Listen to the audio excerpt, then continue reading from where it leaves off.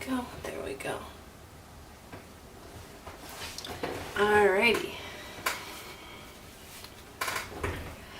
Alright, so we're working on rotated grids today, and I've got two things going on here.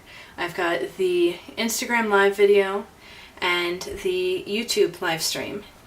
And so I figured I'd start with showing you why we want to do this. So a lot of tessellations will have a structure in them, but that structure isn't necessarily aligned to the edges of the paper in any sense. So although doing the grid aligned to the paper makes some really nice straight edges on this one, it's not exactly what I want. So hi to everyone who's joining on Instagram. Welcome, welcome. So what we're doing instead of having these tessellations situated offset from the edges is working on getting a rotation that's appropriate for the tessellation. So this particular tessellation has two rotations that can be applied that work really well. So you've got this one, which has also been done by Elsa Zamanuli on Instagram, and you can see that in their profile. And then there is this rotation, which is slightly different, and I just folded it last night, basically taking the green version and rotating it the least possible to get an aligned result.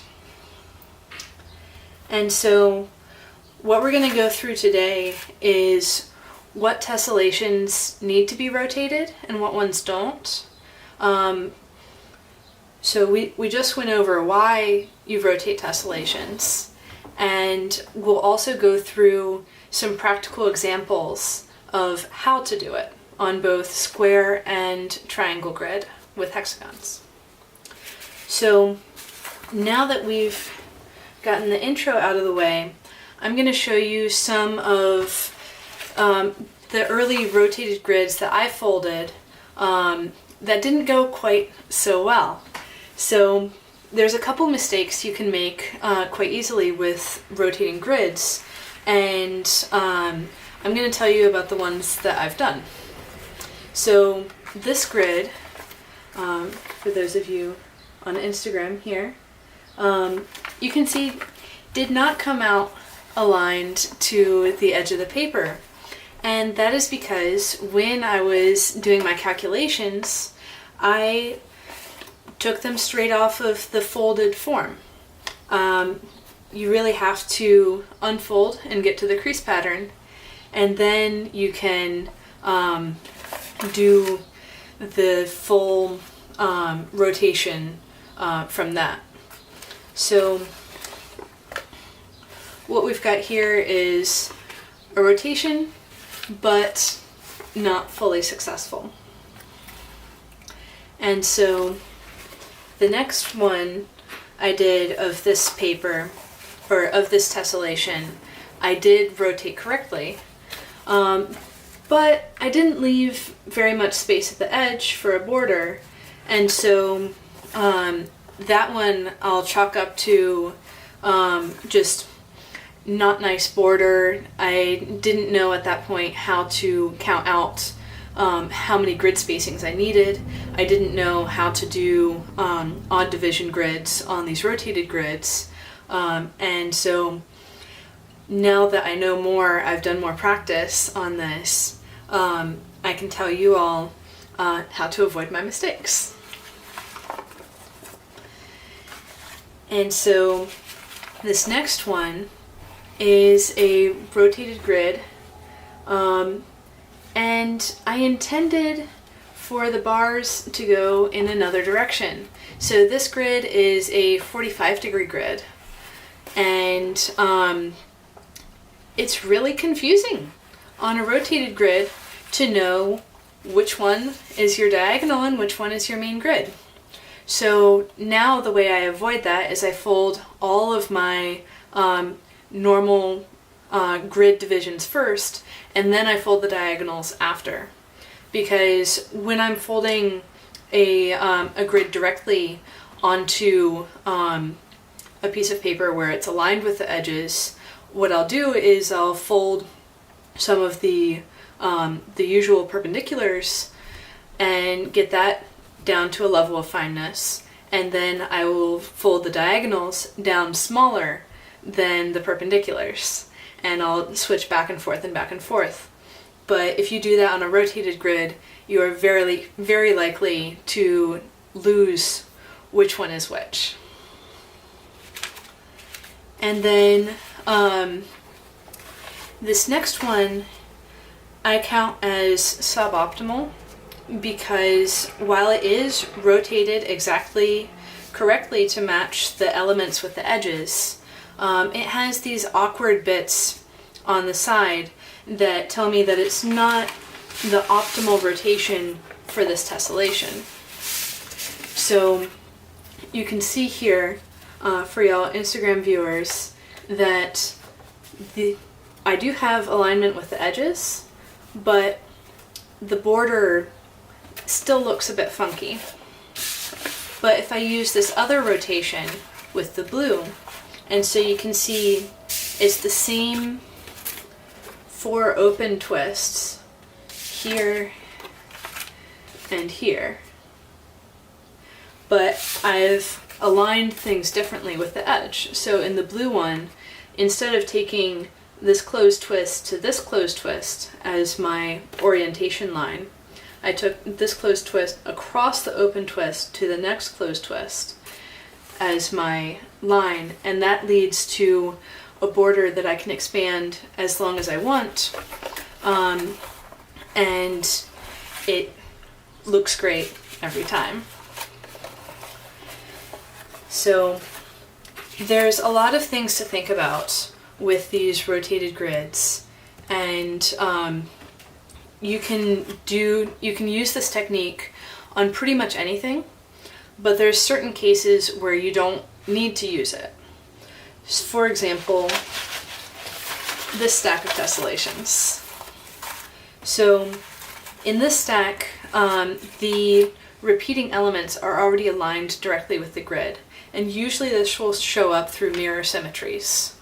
So with this particular one, I've got mirroring around 3 axes that are running all the way through the paper, and that causes my my repeating points to be aligned with the base grid, and that will also align it with the edges of the paper.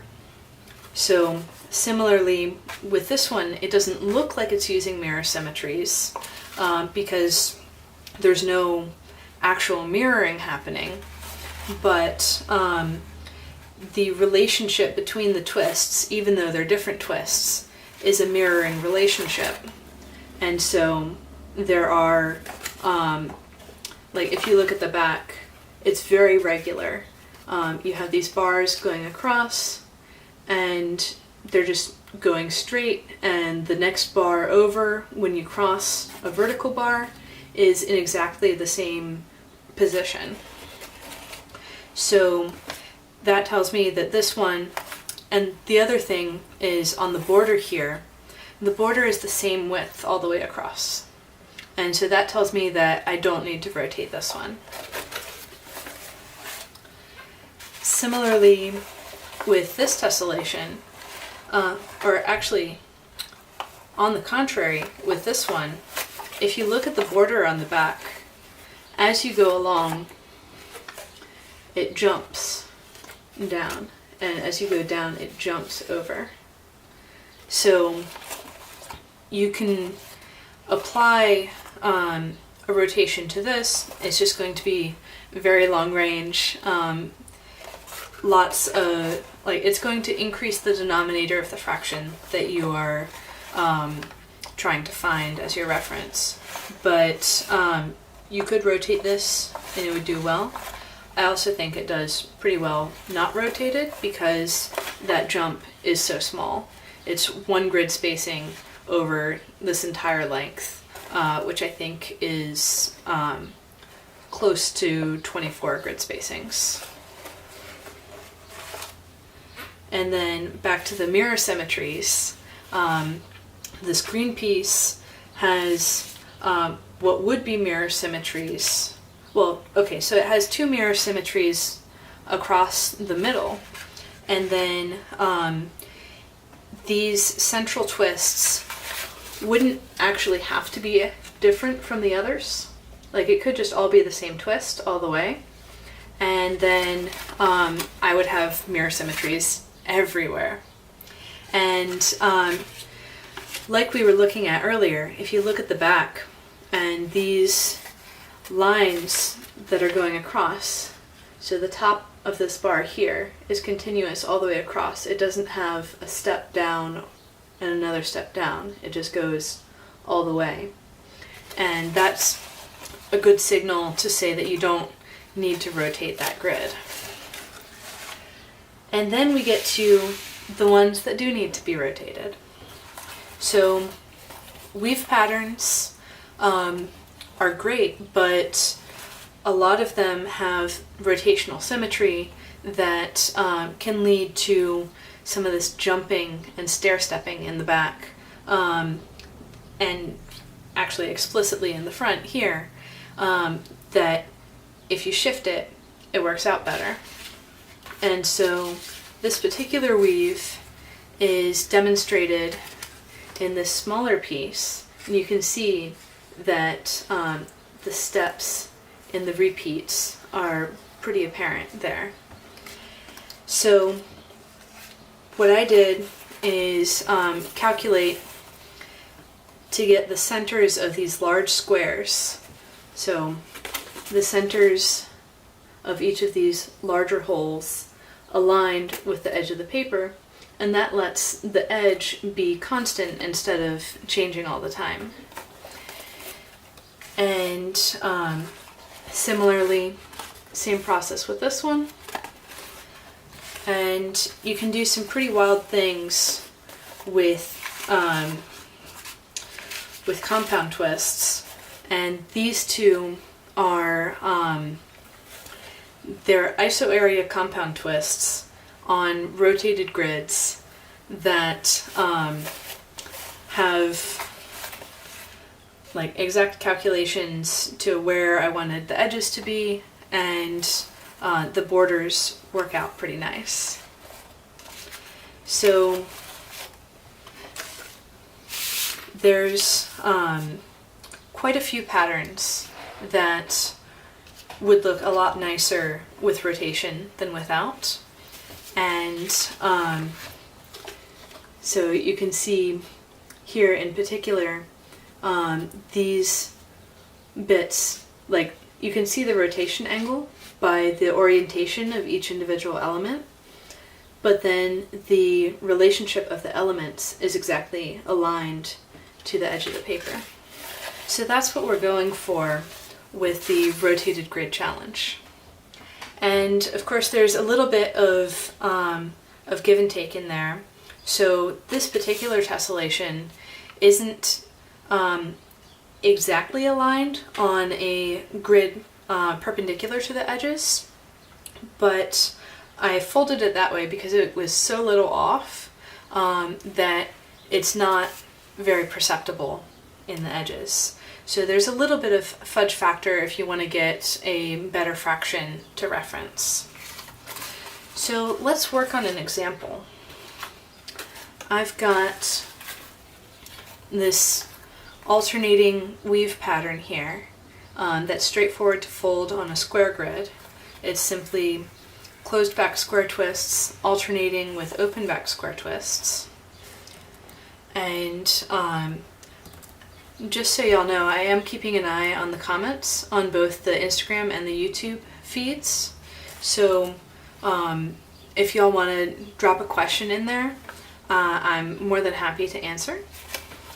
So the first thing that I do with this particular tessellation is identify that it's a candidate for rotation. So I see that when I have repeats of the closed square twist, so a repeat here and a repeat here, they are offset vertically from each other.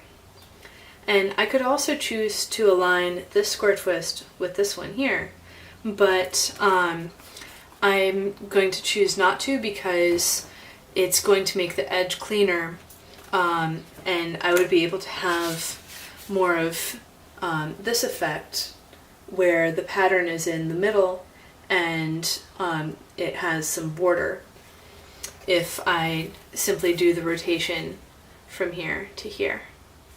So now that I've chosen my 2 points, I'm going to unfold the sample piece and mark those points on my paper. So I've got the middle of each of those 2 square twists marked. And then I'm going to simply count the spaces to the side and to the bottom. So I've got 1, 2, 3, 4, 5, 6, 7, 8, 9 across and 1 down. And so what we're going to do is take our formula, and so in this case x is going to be equal to 9 and y is going to be equal to -1 because we went down below the horizontal. And for these square grids, the range of the function as I've determined it, and you can find all of these functions at gatheringfolds.com or in my Instagram feed, and I'll be talking a lot more about them. But our function to determine the marks to reference the rotated grid, which is the important part. So we want to reference where we want this grid to be.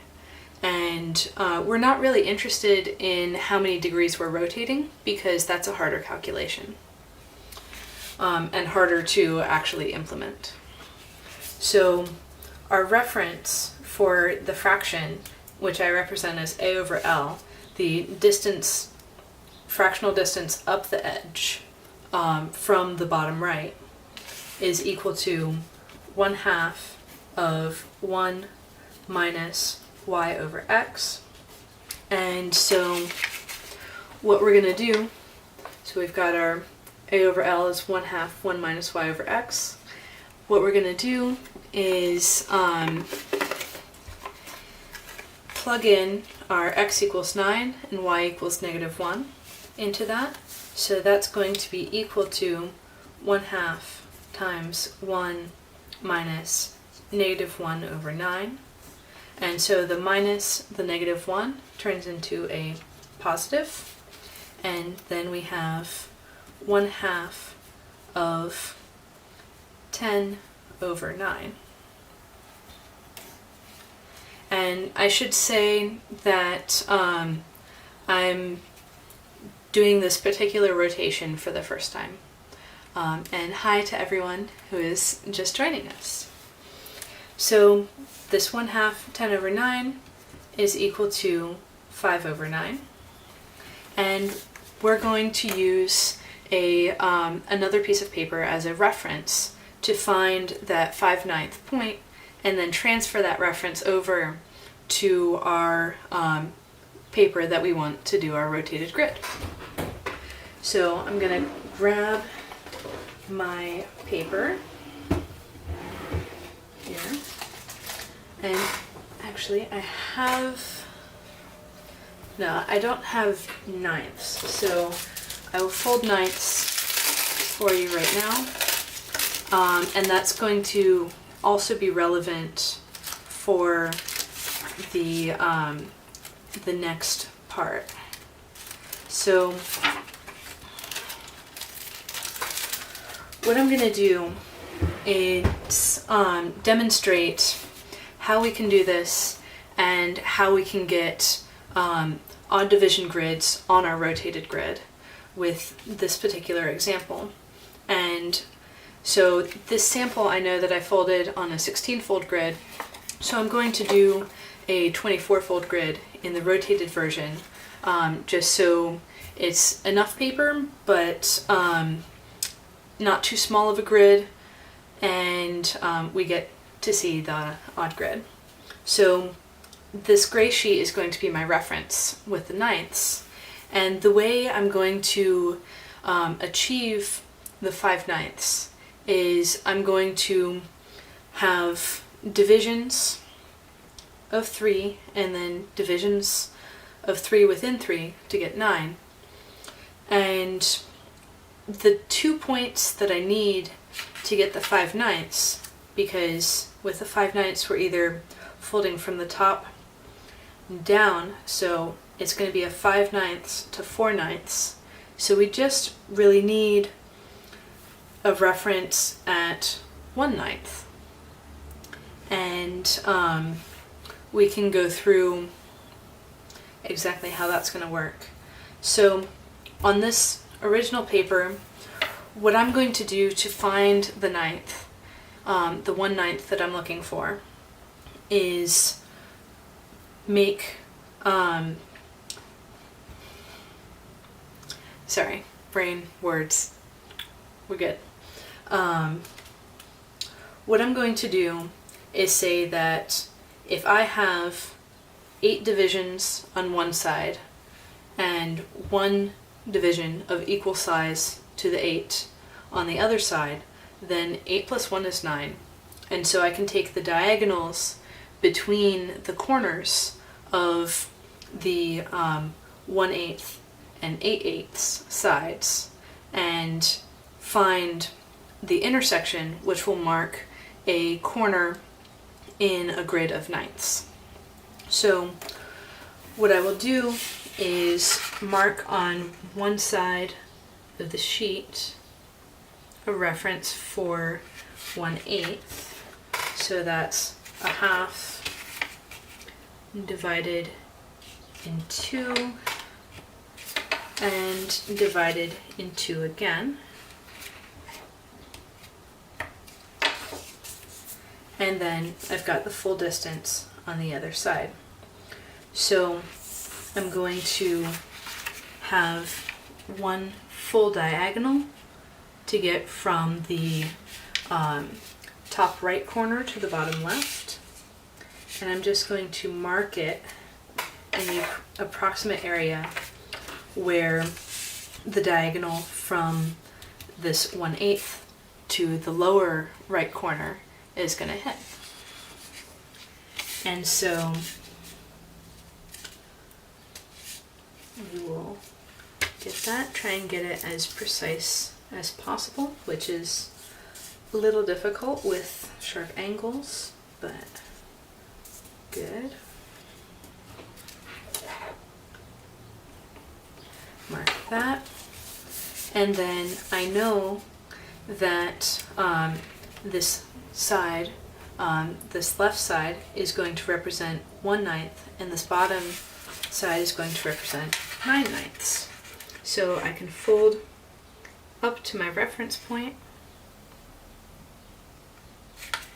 and just make sure that everything is super well aligned. And so that's going to be 4/9 on this side. Bring it up to get 2/9, and then 1/9. And so this 1/9 measure is really all that I need to do my reference for the rotated grid. So I don't really need to go any further with this one.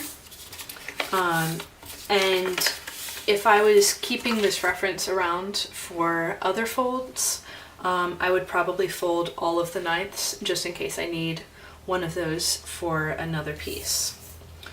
So with this rotated grid that I'm going to be doing on the purple, it's going to be, I'm going to take whatever side is face up now as the front of the tessellation. And so I'm going to set this down. So I've got one edge from top to bottom of my reference sheet, and I'm going to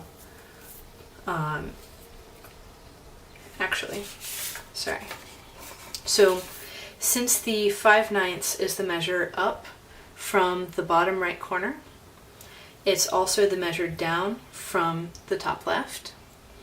And so I like to fold up away from me. So I'm going to fold the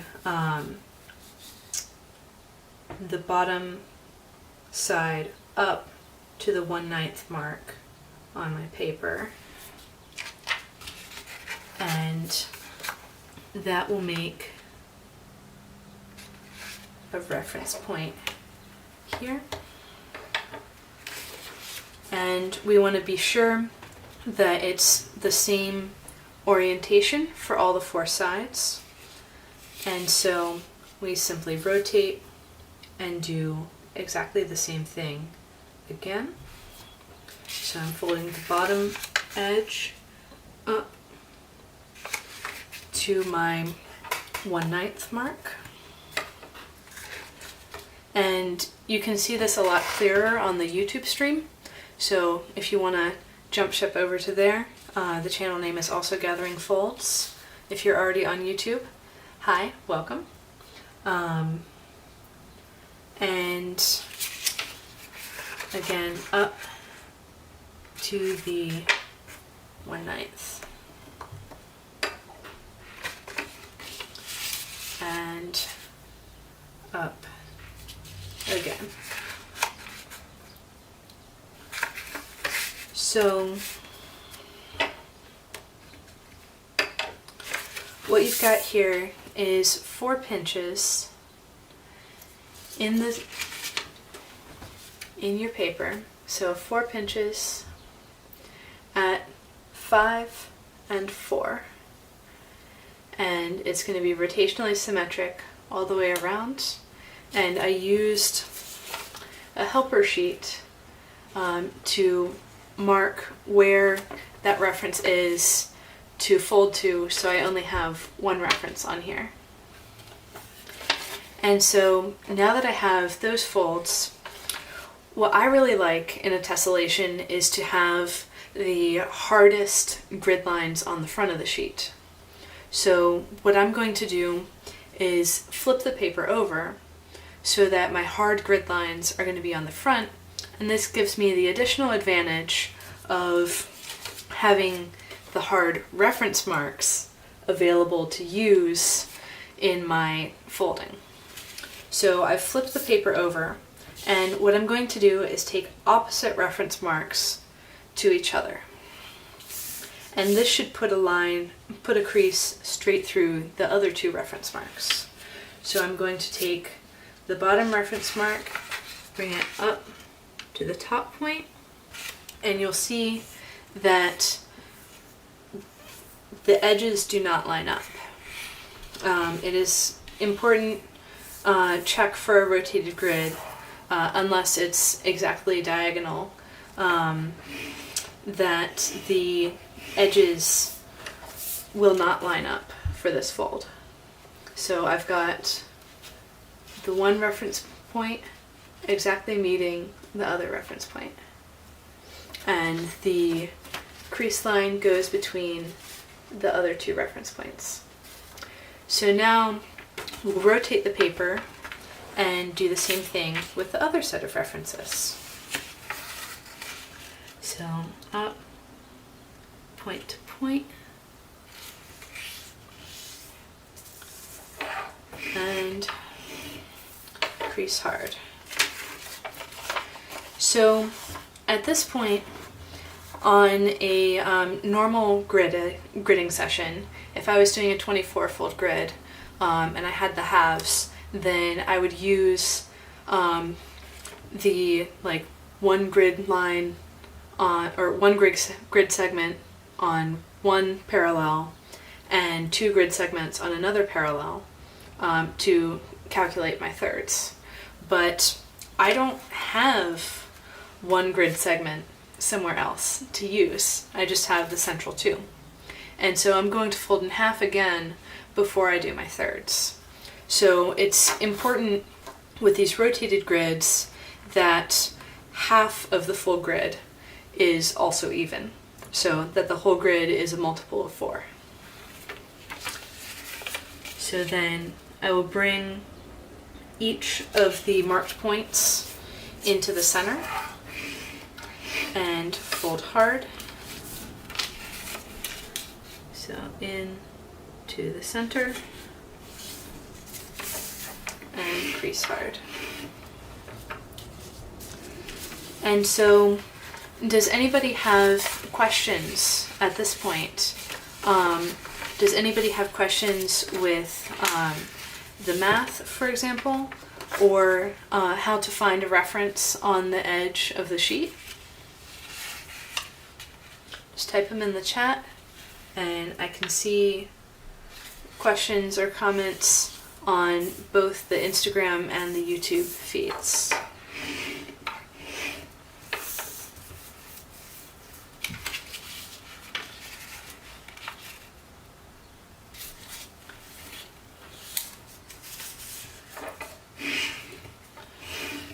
So it looks like there's no questions right now.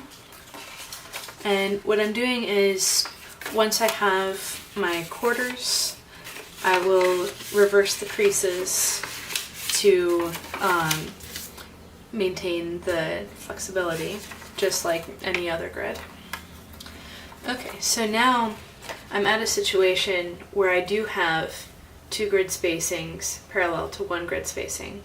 So I'm going to go ahead and do the division into 3, division of thirds. So I'm going to take the 2 that I showed you here at the bottom and one of these central ones and fold the diagonals between those corners. And I'm just going to pinch at the intersection there. And one of the things that I'm going to do, I'm actually going to do this from the other side than the one that I've been gridding on, so that these hard marks are going to be on the back of the tessellation. So I'm going to take from the side with the harsh marks and fold those diagonals, but only the pinch.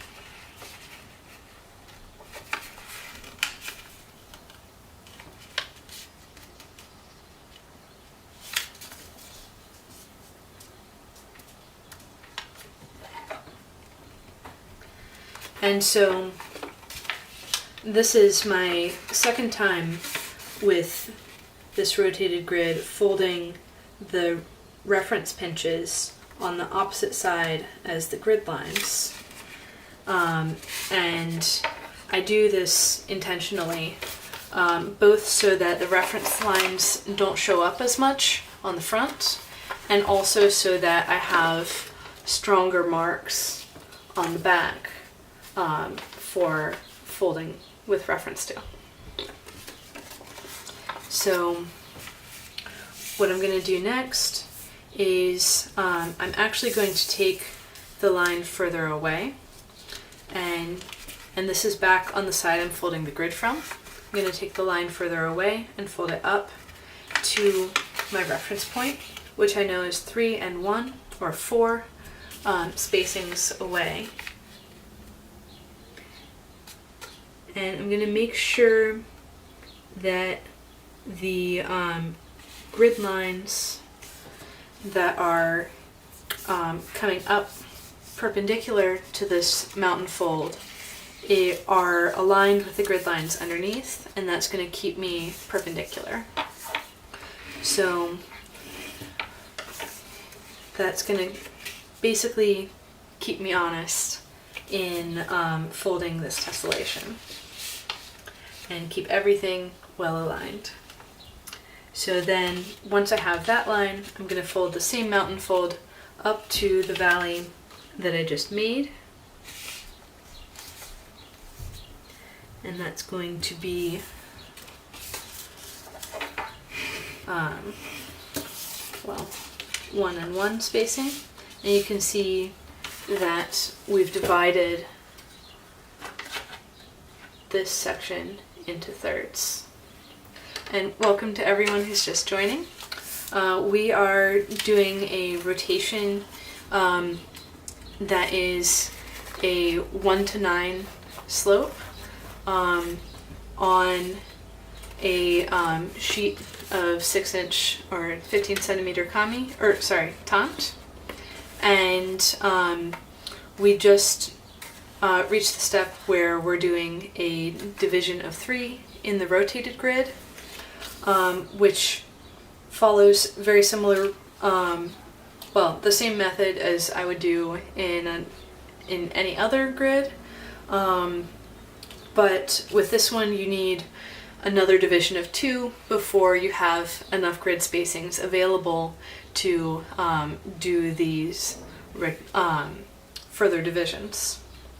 So now it looks like we don't have a line here at the bottom to fold up to continue our divisions into thirds, but what we do have is this reference point on the edge, and that reference point represents a corner in the grid. So we can take that point up to the third above the last grid line, and again making sure that everything is well aligned all the way around, and crease. And then we can take that point again, because we just did 2 and 2, and bring it up to the one we just folded for the single division.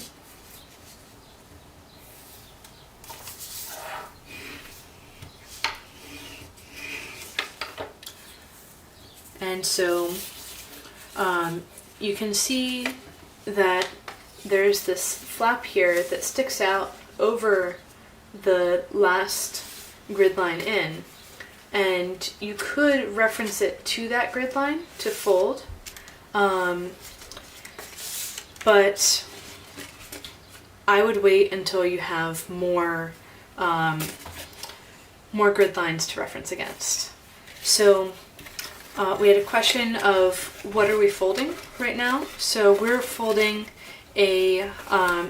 so this would be the crease pattern. If you can read the creases, it's a mixed open and closed square weave. So it's halfway between the open square weave and the closed square weave, where you have the open and closed twists alternating. And we're folding that on a rotated grid,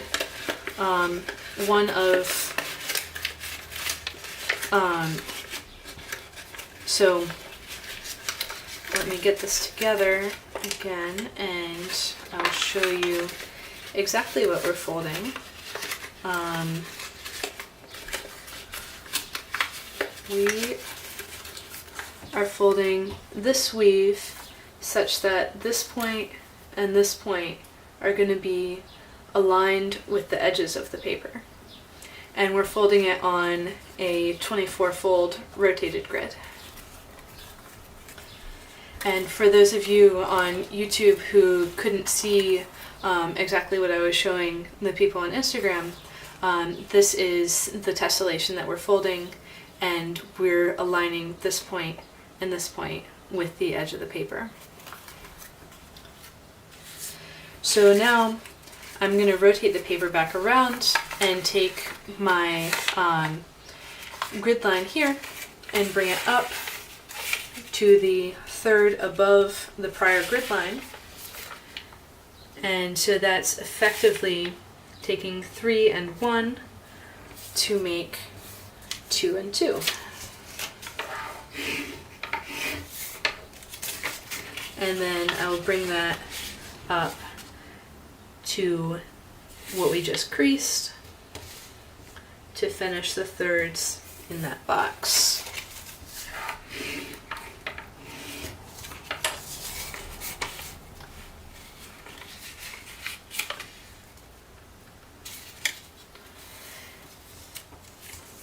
And so we have a comment from Entre Montes y Valles. Beautiful, thank you, thank you. And from Analu-chan, wow, thank you. It's going to be a bit yet until we finish this, and then I plan to do one on hexagon grid too. Or sorry, on triangle grid on a hexagon also. So if anyone doesn't have time to sit through the whole thing right now, the replays will be available, both the Instagram replay and the YouTube one. So if you're catching the Instagram feed right now, then the replay with the top-down view will be available on YouTube. So there are multiple camera angles going on here, and trying to figure out what the best way is to show you guys this technique and help y'all start folding with it.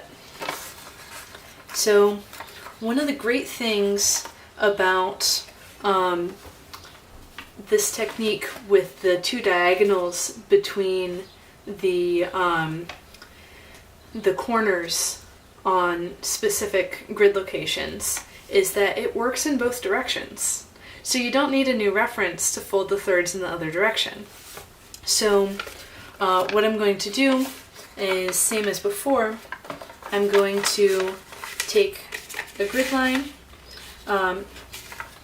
So we've got our reference here, and I'm taking the grid line, so that'll be one spacing to that grid line, and I'm taking the next one down, so I have 4 spacings between the reference and the line, and I'm going to fold that up. So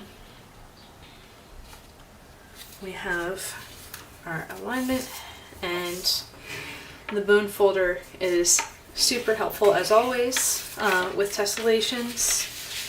And we're just going to repeat this process like we did on the other side to get our thirds in all of the divisions. So here, our reference point is this line here. And if you're ever wondering where your reference point went, you can find it by folding the paper in half, and you will see symmetric tops. So the back and the front bits will be symmetric, and then the sides will be symmetric, and then you can fold it up on both lines through the center, and the lines through the center will show you where your references are. And for those of you on YouTube where I was holding that off screen, if you ever lose your references, like if it's a low rotation grid like this one, and the reference is pretty aligned with the new grid lines, then to find your references again, you can fold through the center, and you can check that you did it right by folding through the center again, and you'll see perfect alignment of the corners. And then the lines through the center are the ones that have your references. So here's my reference point down here, and I'm going to bring it up to the third above the old grid line. And Analu-chan commented, it's amazing just to follow the process. I didn't know you have a YouTube channel. Wonderful. So I've been posting to YouTube fairly recently. I posted my first video there about a year ago for the herringbone challenge and some smocking tutorials. And I'm planning to start posting there more. So it's a good time to hear about it. And so now that I've got the thirds on that side of the tessellation, I'll come around to the other one. bring that up.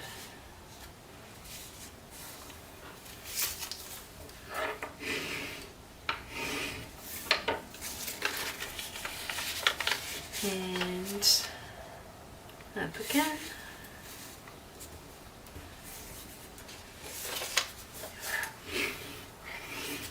And then I'm going to shift down to my reference point, bring that up to the third that I just folded.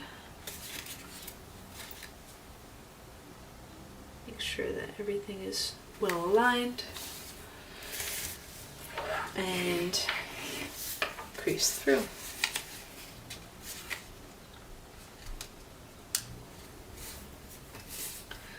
So one of the things that you might notice as we're getting to these really thin creases next to the edges, and especially when we have those intersecting the edge, is that the creases will start to tend towards the edge. So you might be able to see here, and if I hold it close to the camera then I can't see what you see, but the grid line vertical on the corner there isn't quite matching up with the grid line below it, and that's because it shaded towards the edge as it folded. So for those of you watching on YouTube, this grid line right here is maybe a millimeter, half a millimeter off from, and this is reflected onto itself, so from its original track. And that's a reflection of the squirreliness, shall we say, of folding grids really close to edges. So now I'm going to reverse all of these thirds that I just folded, and then we'll continue on with halves. So far I've done 2 divisions of 2 and 1 division of 3, which means I have 1 more division of 2 left to complete the 24 fold grid. So I'll start with my reference point here, bring it up to the next grid line, and here's where we get into the real squirreliness of folding right next to the edge. So you can see it's kind of hooking out, but that's not going to be a huge problem because we're not really relying on that to be a structural element since it'll be in the border.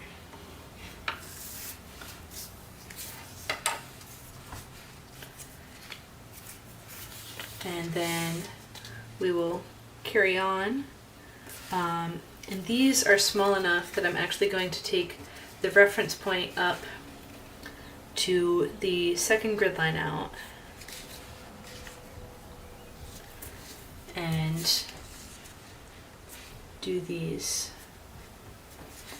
kind of stepped out. So each time I go up, I'm going to fold down so there's 1 grid division remaining, and then fold that mountain up 2 grid spacings. So that will lead to dividing 3 whole grid spacings into 2 parts. So we're splitting the middle grid spacing in half.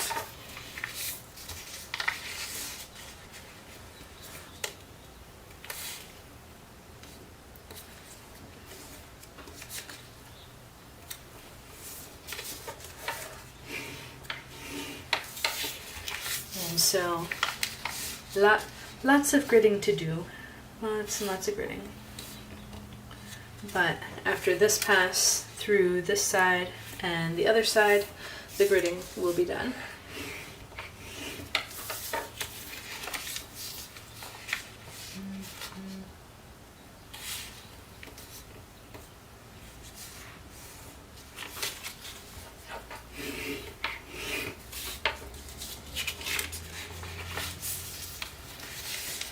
And so, how about if everyone who's currently following along live, could you write in the comments whether you're planning to use these rotated grids in your own tessellations, or if there's any tessellation in particular that you want to use this technique on, or if you're along for the ride.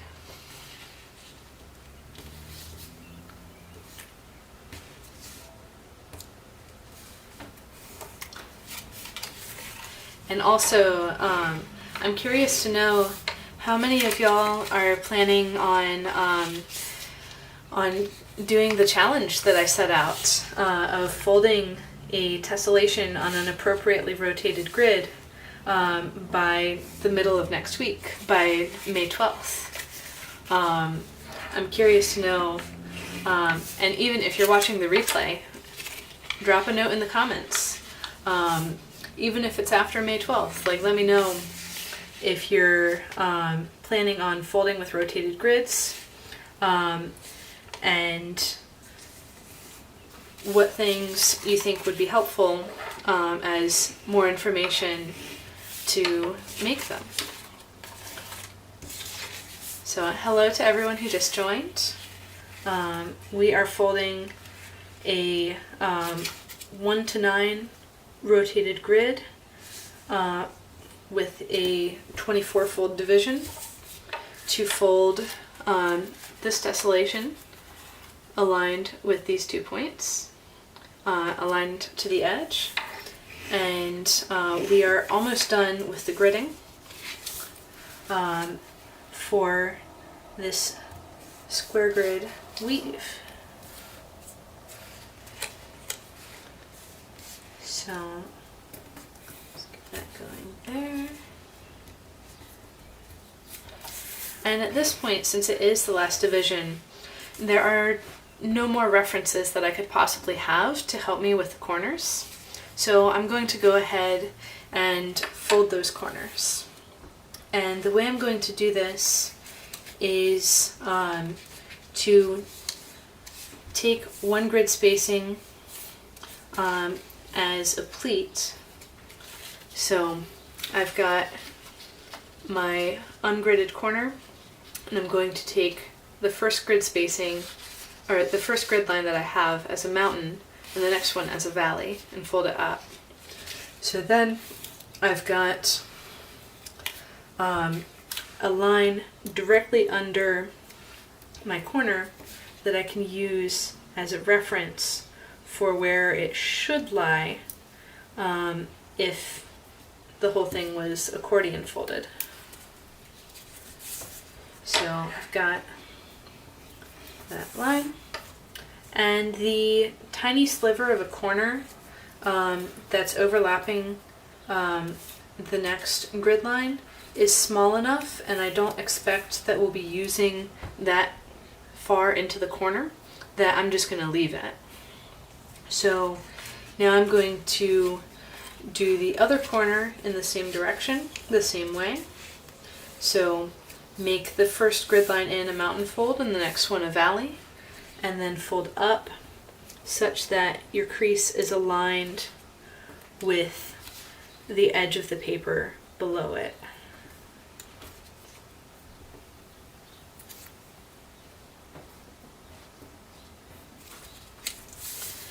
And bring it out to fully crease. So now I'm going to reverse my creases in that direction, and then we'll continue on in the other direction.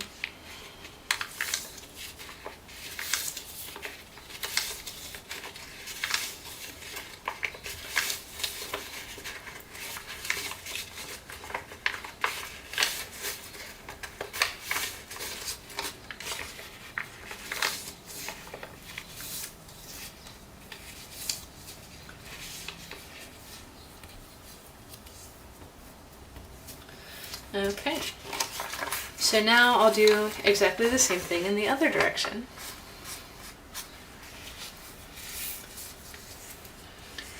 And I should mention that For those of you who missed the intro, it took me quite a few tries to build up this system for folding rotated grids, and that was after I got really into the odd divisions. So it's not something that I would expect someone to just be able to jump into and do right away.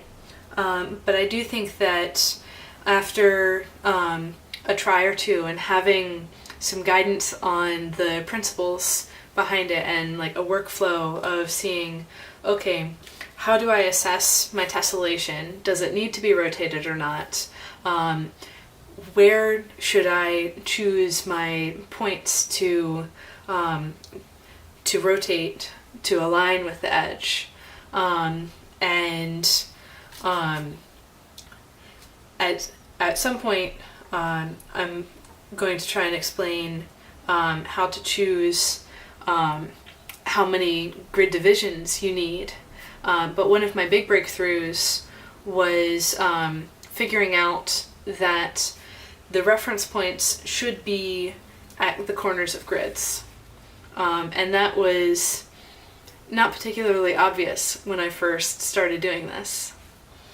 So there's a couple key pieces of information that are going to make it easier for other people to get started with this than it was for me. So for those of you who are working on the basics, keep going, keep learning.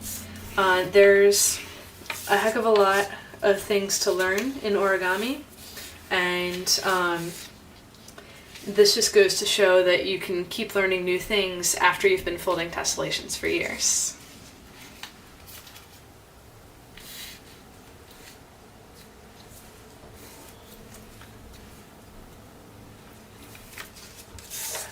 And basically what I'm trying to do with this tutorial is let people know that this exists, and that it's actually pretty straightforward to do once you understand odd division grids, and the odd divisions really help with finding the references. And we have a question over on YouTube. Do rotated grids provide any different scope for techniques than a standard grid? And so what rotated grids let you do is align stuff with the edge of the paper. And so it's not so much a technique that will change what you're able to fold on the paper, but it will change how it looks at the end. And so with this green tessellation, you can see that I kept the pattern within this small box because I didn't want the edges to be like wavy and having one part that was one way and another part another way. And so the rotated grids are a way around that. So this rotated grid takes a section, basically, well, it looks like I did this mirrored, but the other side's the same. So it takes a section like this out of the main tessellation and lets you play around with it. And so for the Instagram audience, so I'm taking this tessellation, and this small one can basically be placed on top, and you can see it belongs to the same tessellation. Whereas for this white version of the same thing, I decided to rotate just as much as I needed to get basically this green one has a line through it to get that line aligned with the edge of the paper. So getting this line to rotate up, and then you get this aligned with the edge. And so the green, white, and yellow ones are all the half adjacent squares tessellation. And I've submitted a request to teach it at the Origami USA convention coming up in June. I don't know yet if it's going on the schedule, but I've submitted a class for that, and fingers crossed we get the time slot for it. So what we were doing here is continuing with the grid, and then we can fold our tessellation on top, and we're going to get there sooner rather than later, all in due time.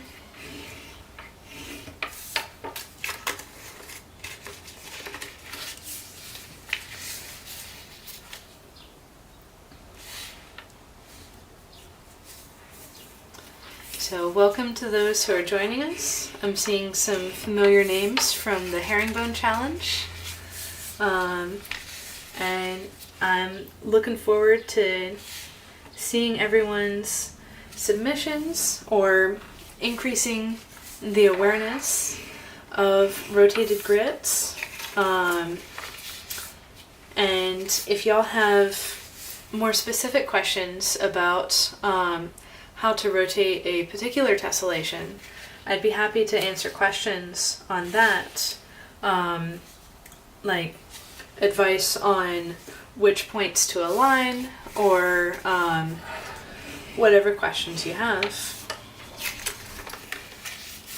And we're approaching the end here. So yeah, lots of stuff going on. Got my reference point. I'm going to bring it up.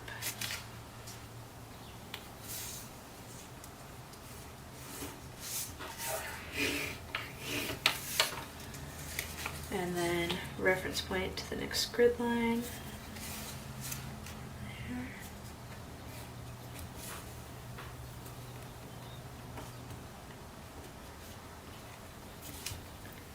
And you can see that the curl towards the edge is, like, I wouldn't say substantial, but it's definitely there. So the paper can take a little bit of coercion to line up properly. So we're going to do the corners the same as the last two. Make a mountain fold with your latest grid line and a valley fold with the next one up, and then fold up to match your new crease with the edge of the paper underneath. And even though I could make one more teeny tiny grid line on the very corner, I'm going to choose not to, because we're not taking this tessellation all the way out to the edge.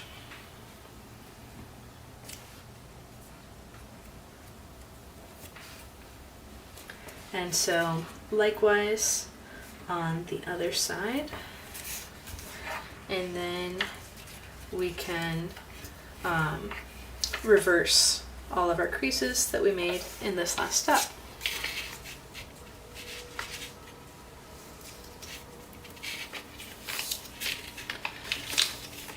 And then we can actually start folding the thing.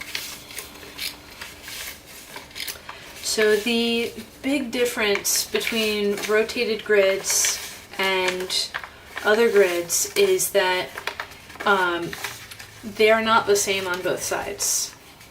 Like, the rotation direction in one side is the opposite of the rotation direction in the other side. And so when you have your sample that you have done your math on, you need to be very careful about, like, okay, am I folding this from the back or from the front? Am I rotating this twist in the same direction or am I not? And so that's going to be really important in starting your fold on the paper. And so we have a request to join me here. I'm going to allow that.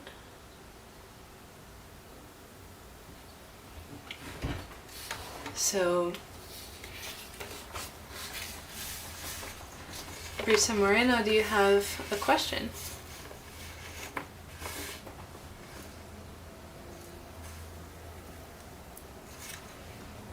Let's see.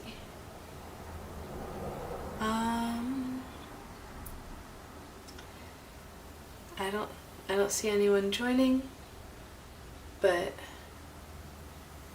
okay. We'll see if she joins us, or he joins us in a minute. So I'm gonna get started with folding our tessellation onto the paper.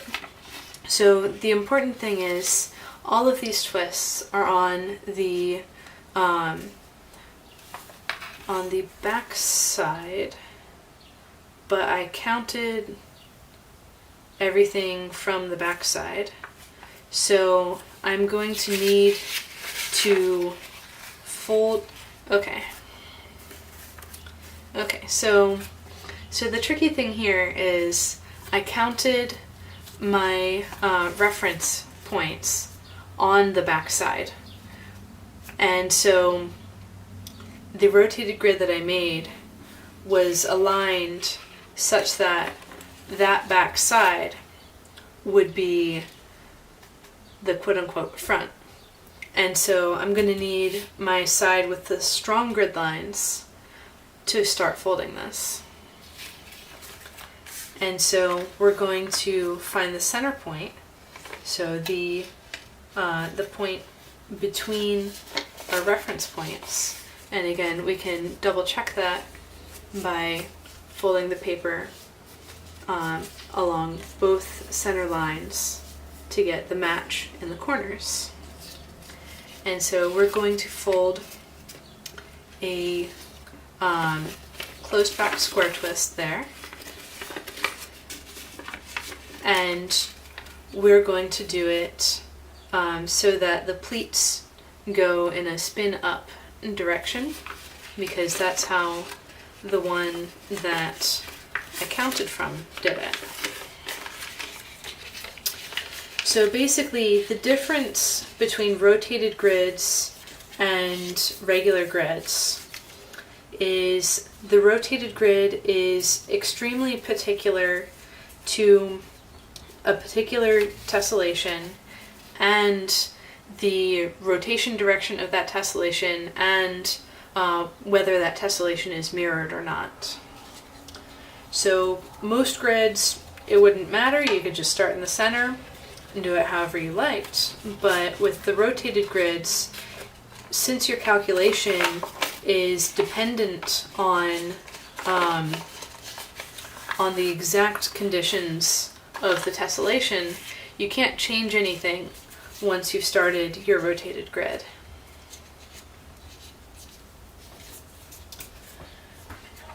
So starting out here, and I'm going to go around and set up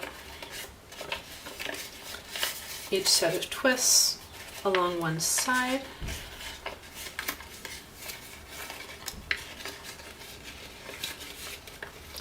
Making sure that nothing is pinched in there.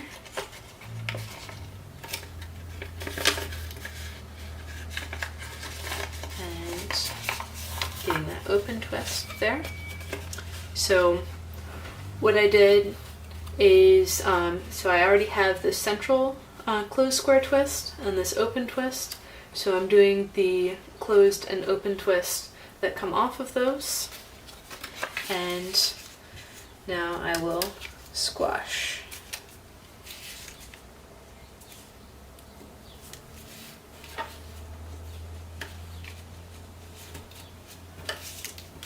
And then I'm going to rotate to the next side and do the same thing.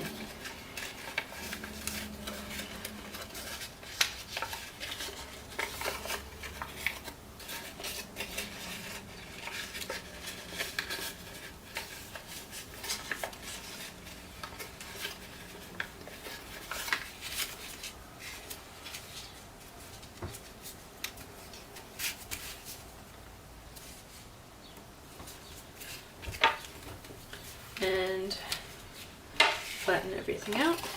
And you can start to see that we've got these two square twists and they are aligned with the edge of the paper. So yay, proof of concept. And you can double check that by counting the grid spacings from that twist to the edge. So we've got 2, 4, 6 and change, 2, 4, 6 and change.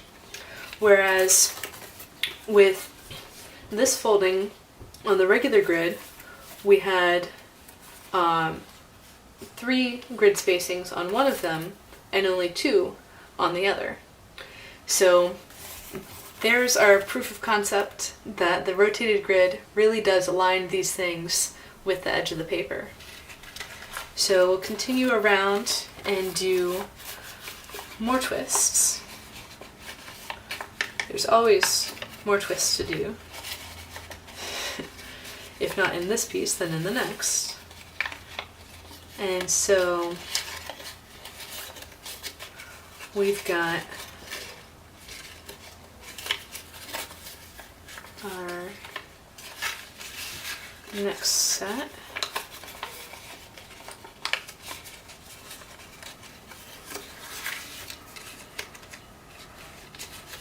There we go.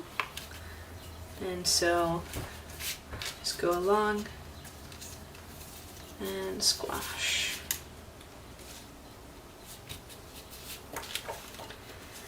And now, since I decided to do 24 fold on this one as opposed to the 16 fold here, I can do another ring of twists around these. And for those of you watching on YouTube, I've got the alignment between these twists and the edges, and you can see on each one of them there are 6 and change grid spacings in either direction. And so that's one way to make sure that you actually started in the center, because if I was off in any direction, then the spacing on one side would be different from the spacing on the other, and it's better to catch that early than to catch it too late. And so what we're going to do is continue on with the next set of twists.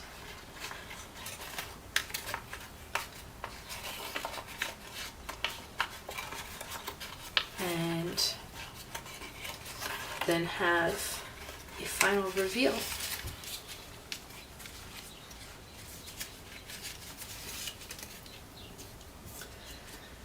And if any of y'all are following along at home, you can go as fast or slow as you want. Like, once you understand the repetition pattern of the square twists, you can do as much grid as you want. You can do as many twists as you want. And I do encourage you, even if you're just following along for the live, check out the replay and try and follow along and pause it when you need to. And if you need to drop a comment and ask a question, I will answer your questions. Probably not immediately, but certainly within a day. And like, I really want everyone to be able to use these rotated grids in their folding. So I'm more than happy to help you out.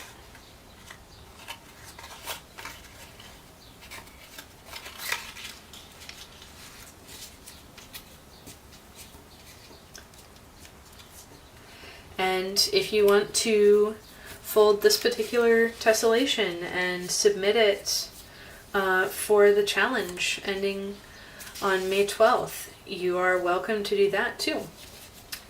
I also have other tessellations with the calculations done for you over on my website, gatheringfolds.com, in the article where I explain the rotated grids math.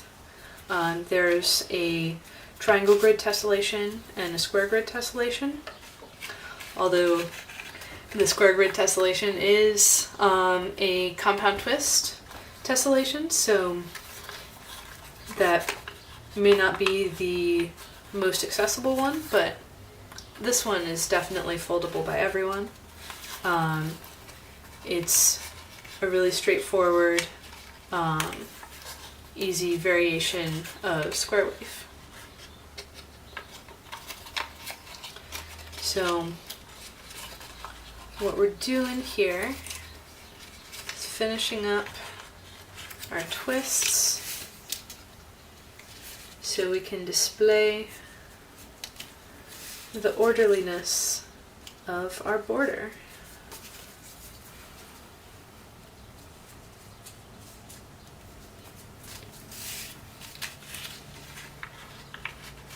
And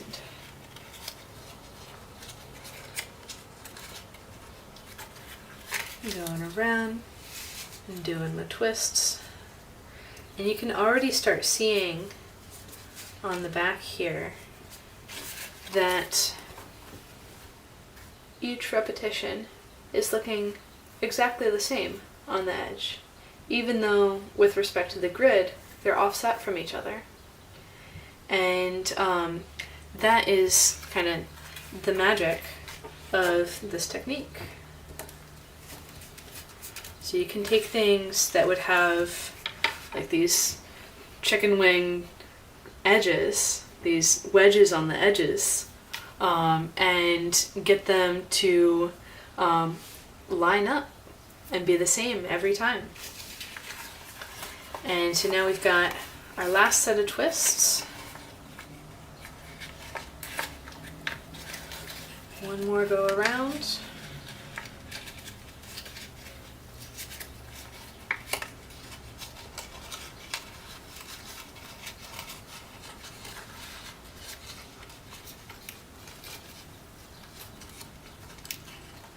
And so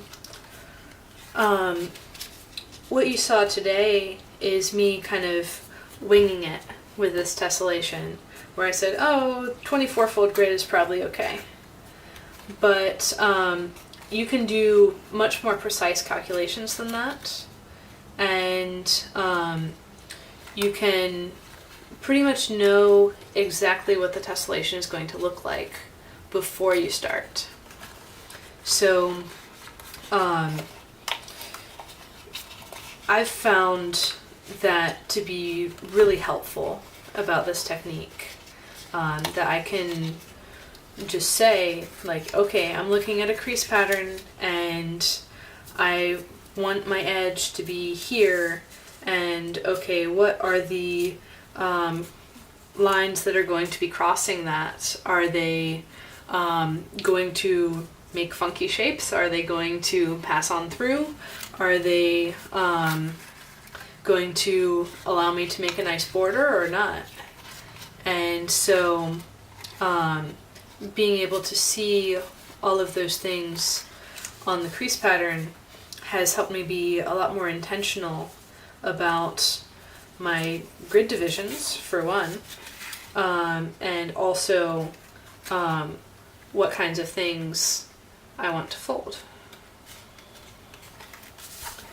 So now we've got all of our twists. I'm giving it a quick rundown with the bone folder. And it's time to see the other side. So we've got our lovely alternating weave, and the closed square twists are exactly aligned with the edges of the paper. We've got a nice grid, and we also have some more on the inside. So there's our tessellation on square grid, and let's move on to the hexagon, to the triangle grid. So I'm going to grab this tessellation that I'd worked out before, but hadn't folded a big version of, and we're going to see what it looks like on the inside. So the things that I want to align with this one are the hexagons. So I'm going to mark dots in 2 hexagons that I want to align with the grid. So I've got dot and dot. So dot and dot. And then I'm going to unfold this. And don't worry about all the extra markings on here. That is from predicting a smocking pattern based on the folding. And so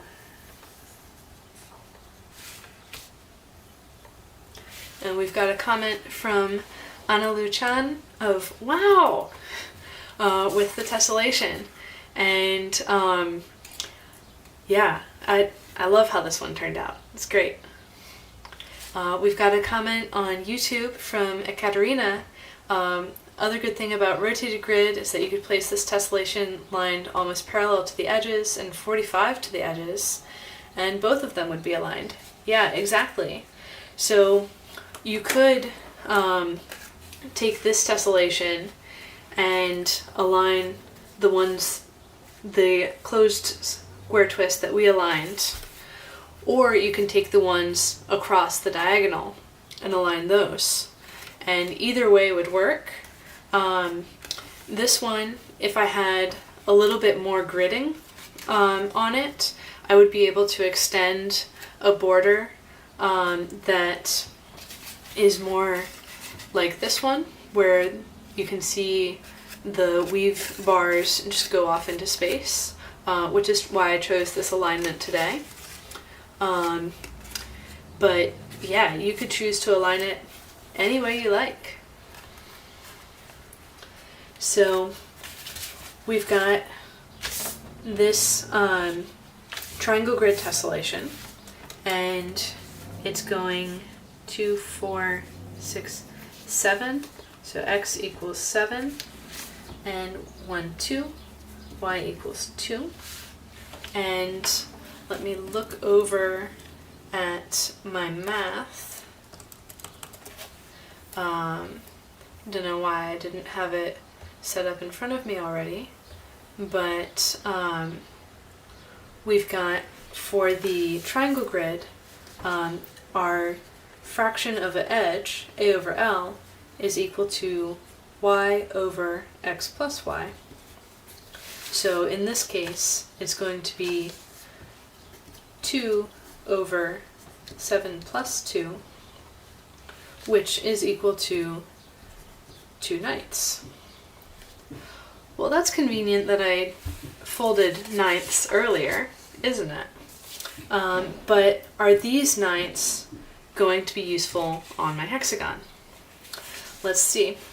So I'm going to grab a piece of hexagon paper that I already have cut out. Probably should have grabbed it before I went live.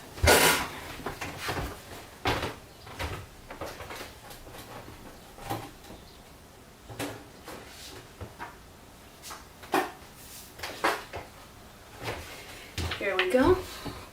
And we can get started by looking at, okay, 2 ninths, and which direction exactly is that going to be? So I take a corner, I put it on the right side, and it's going to be 2/9 up from the bottom corner. So 2/9 and 7/9. So these ninths that I have on here are not going to be super useful because they cover more space than I have on my edge. So what I'm going to do is take this grid and I'm going to fold it down smaller because, well, we can test that. I have a half mark. My half is a little bit bigger than the edge, so folding this into 1/18 is not going to help. But I have other reference grids that I can use, and so if I have a grid with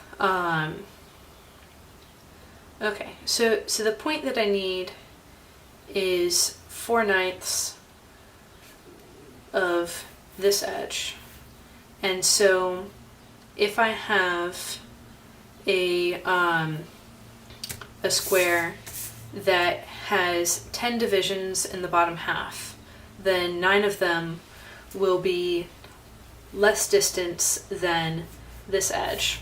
So what I can do is find a mark and do a division of 5 in this other direction, and then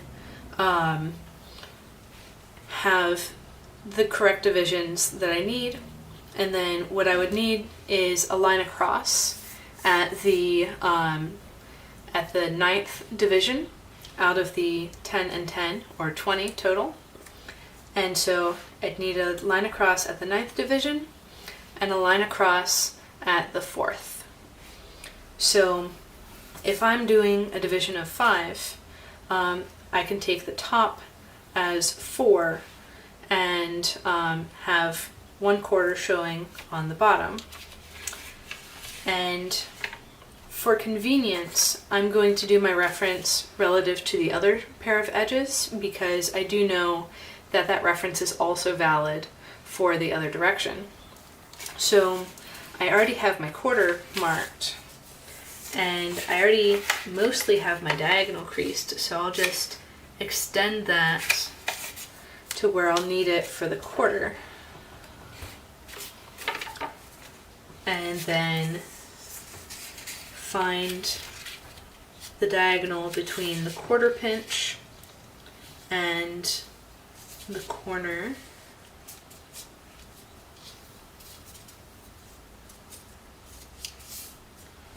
And get that mark. And so that's going to be 1/5 and 4/5. So we're going to come on up here.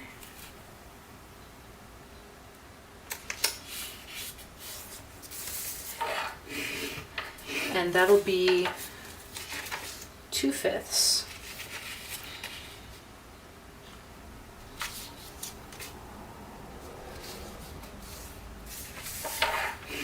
1/5. And I know that this 1/5 line is going to be it's going to be the same as 4/20. And so the 4/20 line is one of the ones that I wanted. The other one that I needed is 9/10, or sorry, 9/20. So I'm going to fold my half line all the way across.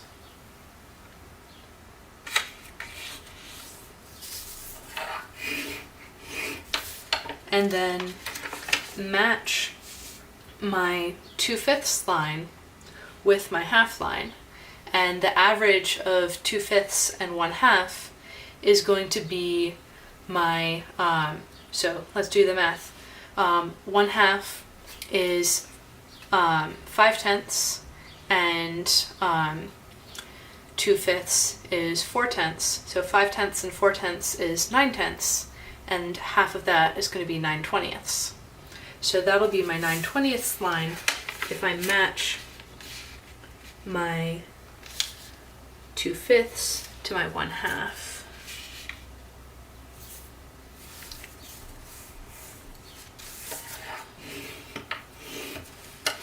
So what I've got here, and let me check, yes, that is going to work for this size of hexagon. What I've got here is a line in the middle that's 1/2, and then I have my 2/5. You can see the second line below the 1/2 is 2/5 and 1/5. The 1/5 is going to be 4/20, and then this line between the 1/2 and the 2/5 is going to be 9/20. So what I'm going to do to mark 2/9 onto my pink hexagon is align a corner of the hexagon with a corner of the square, and then rotate such that the other corner of the hexagon on the edge that we're interested in is aligned with my 9/20 line. So I've effectively set this up so that the edge of the hexagon is marked in ninths. So in this line, that's going to be 9 total. This one would be 8 and 1. And this one here is going to be 4 and 5. So let me pick that up and show it to y'all on Instagram. So if I've got this bottom corner aligned with the bottom corner of the square, and this top corner aligned with the line representing 9/20, then this line down here is going to represent 4/9 on the edge of the square. And that might be something that you want to look at the replay to understand better, but it's incredibly helpful if you're doing references for things, because now I can say, okay, I wanted to mark this 2/9 point, and this time I was careful to mark my references and do my measurements from the quote-unquote front side of the tessellation, which is important because, as we saw with the weave pattern, if you take your measurements on the back side, you gotta fold that as if it's the front, because the two sides of the rotated grid are not the same. So what I'm gonna do to get the 2/9 on here is bring that bottom corner up to where my reference sheet has the 4/20 line, or with respect to the hexagon, the 4/9, and mark it. And so I'm going to rotate around and do the same process on all of those points.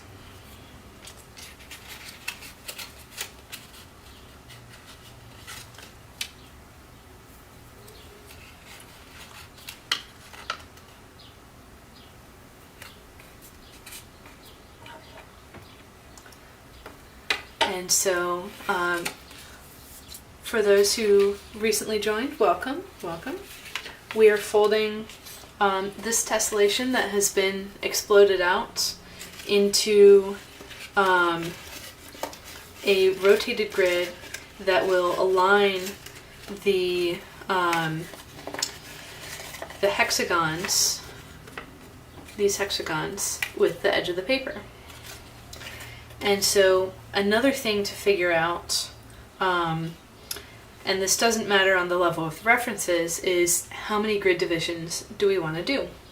So once I get all of these markings for the references, I will take you through how you do the how to calculate a good number of divisions given only a sample of a folded tessellation, not a full crease pattern.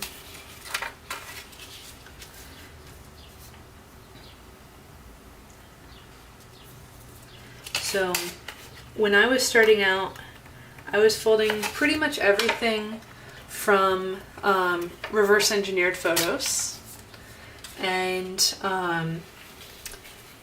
I didn't really have crease patterns for anything.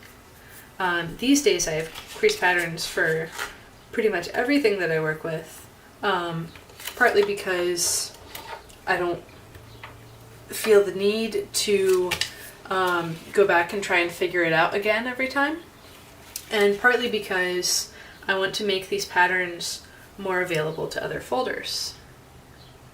And so, and yes, that is a euphemism for I want to sell patterns to other folders.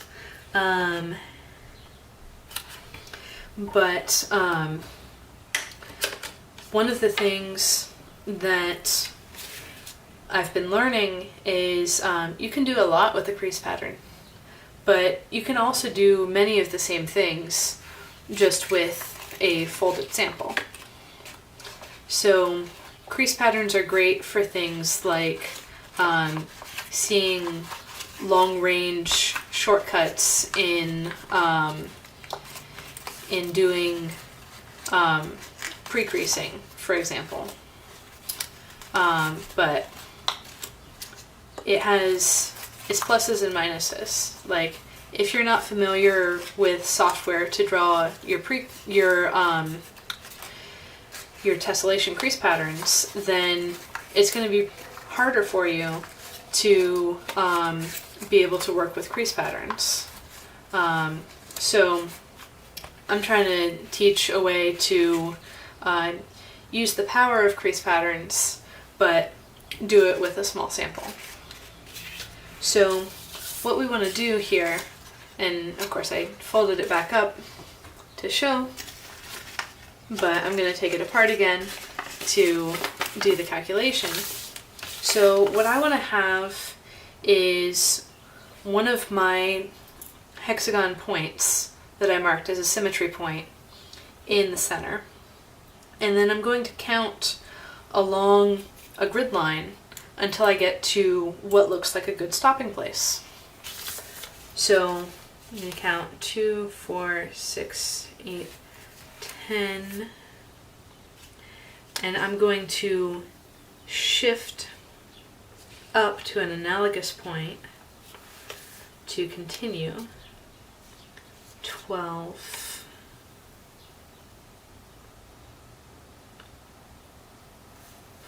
14,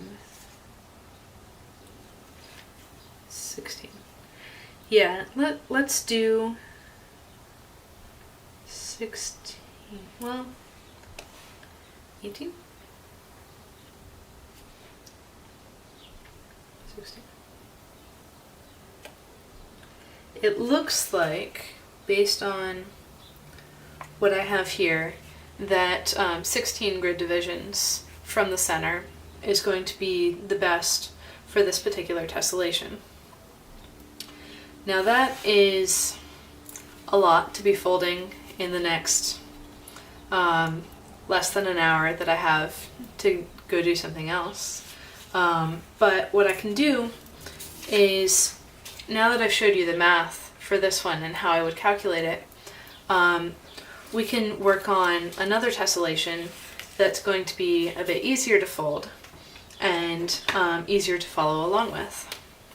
So I've got this pattern, my lens stars pattern, that has been independently rediscovered by several people, and we can demonstrate on a small grid how this one works. So the crease pattern for this tessellation is available at gatheringfolds.com on that blog with the rotated grids. And I'm going to do, let's see, 2, 4, 6, 8, yeah, 8 divisions from the center, so 16 overall is going to be really nice. Yeah, and so we have a comment from Ekaterina of, great, this way you could make 10 or even 16 lines fitting into the side of the hexagon and then take 9 and 2 of them. Yes, precisely. So you can fold whatever division of grid you need to on your reference sheet, as long as 9 divisions is smaller than the edge that you're trying to divide, then you're able to set that reference with that reference grid. So I'm going to grab another hexagon to demonstrate the lens stars, and I'll be back in just a second.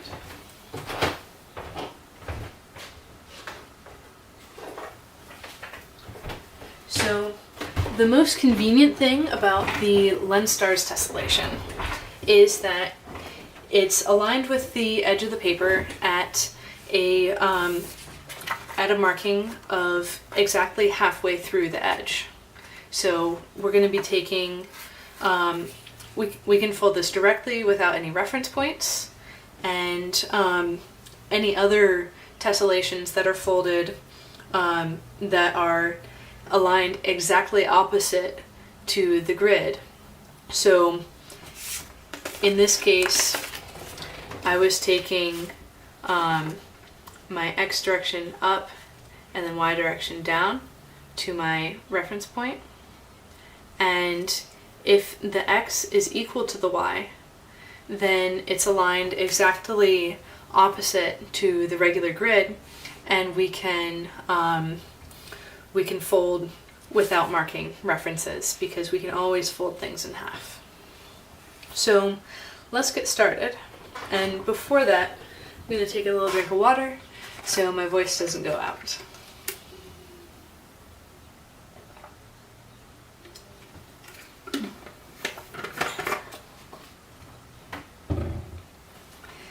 And so we're going to start by folding our bottom point up to the top point, and the other references we can use is our vertical edges should be folded exactly in half, so the bottom of those edges should meet the tops of those edges.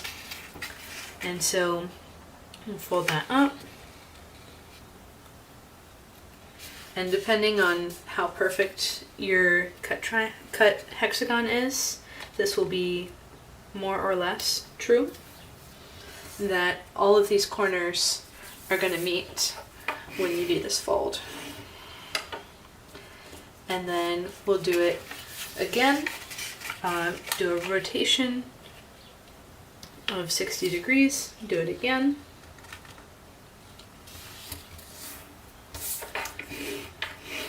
And again, a third time.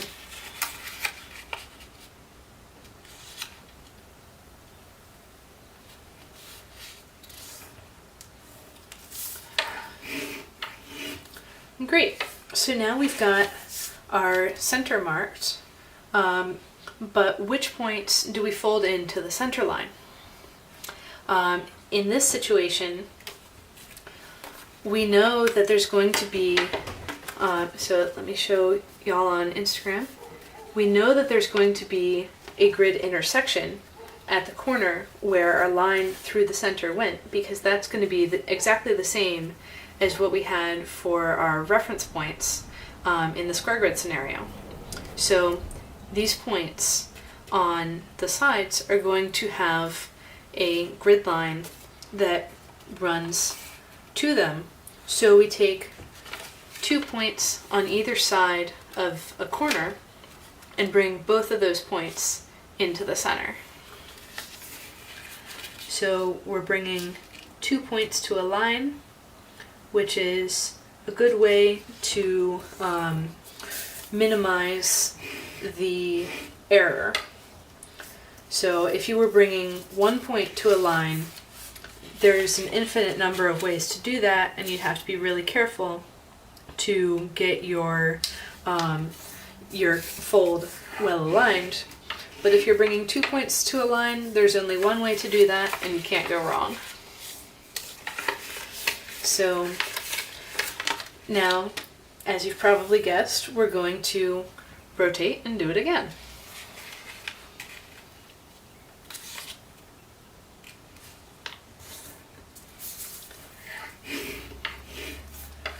And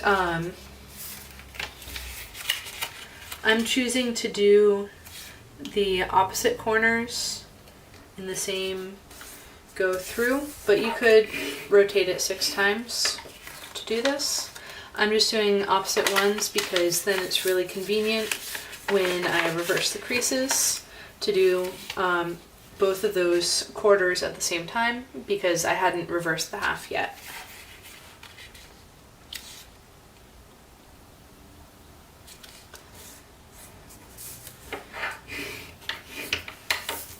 And so you get down to the last set of corners.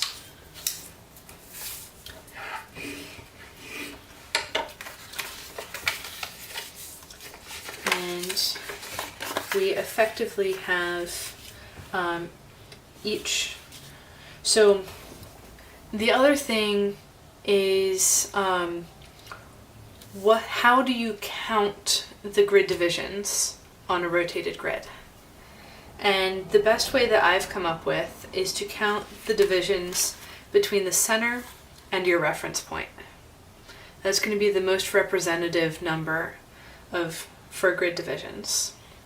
And so we have a question here from Tessellating Desire. What's my preferred way to make the hexagons? It depends on what size they are.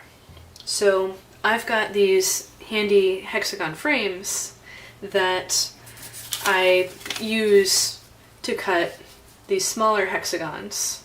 So I just have the frames without anything in it, and I lay that down on the paper on top of a cutting mat and cut around with a rotary cutter. But for larger sheets, for something like this, I would use Alessandro Barbera, or the method that Alessandro Barbera published in his book, to get the references for that hexagon, and it's the maximum hexagon from that size of paper. And so this does leave grid lines that go from corner to corner through the center, but I've found that even having those grid lines, it's not too much stress on the center. You might get a little bit stressed in the central point because you're going to have 6 lines going through it by the end, but it's pretty reasonable to fold a rotated grid on top of a hexagon that already has the major axes for the normal grid. So next up, I'm going to, so I kind of have an option here. I can fold the grid lines across here on the corners, or I can wait until I have a few more references. And for me, I typically prefer to wait until I have more references, so I'm going to take those 2 pseudo reference points, the half marks, and bring them up to the next grid line and fold. And then continue folding in halves all the way up the hexagon.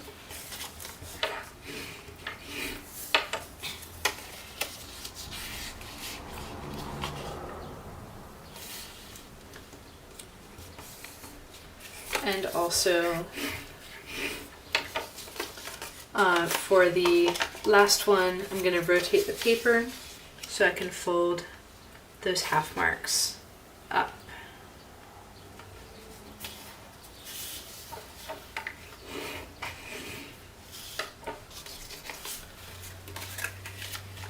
And then I'm going to reverse my new creases and go from another angle. And Tessellating Desire, you're certainly welcome for the hexagon tips. They said thank you. And so I'm going to fold up making sure that I've got the appropriate ones. And let's see.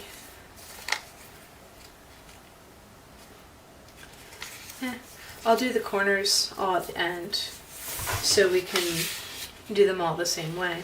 So I'll do the next grid lines, going through, doing our halves. And for those of you who've just joined us, we're doing a version of this with half as many grid lines. So it's going to be 16 grid spacings total instead of 32. And it's on a rotated grid, but it's the simplest form of rotated grid where it's the diagonals instead of the parallels to the edges.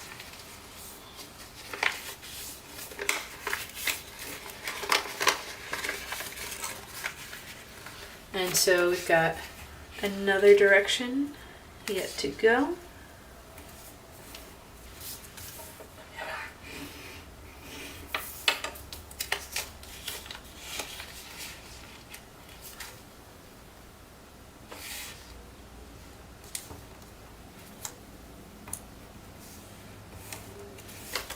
And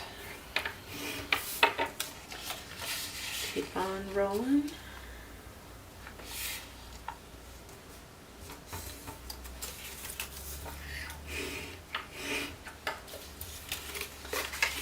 And we're almost to the point where we're going to extend the grid into the corners.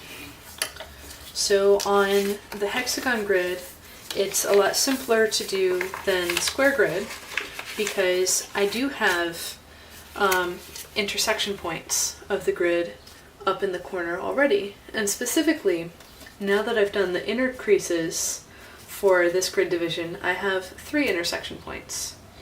So I can simply fold up my corner and make sure that everything on top of it matches the grid lines running out from underneath it, and that will be a very well referenced grid. And I may as well at this point also fold the teeny tiny tip that runs from intersection to intersection there, because that will be useful to have done now instead of later. And we're only doing one more division, so may as well. And then again for the other 5 corners. And so with this one, I'm not bothering to do a mountain fold and a valley fold pleat in front of it to match it to the edge of the paper underneath. Since it has so many grid lines going through it, it can just go directly where it needs to go.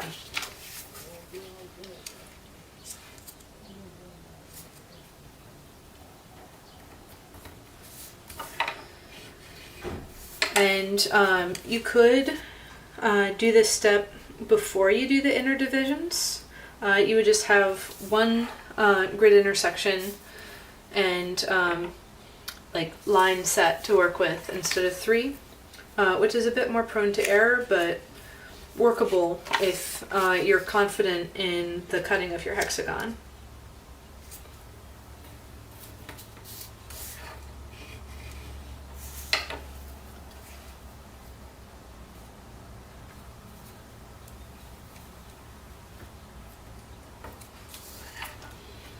So a lot of what I do to get the level of precision that I have in my folds is redundancy. So being able to have multiple references for a fold is something that I value a lot, since it lets me minimize error and keep things looking nice.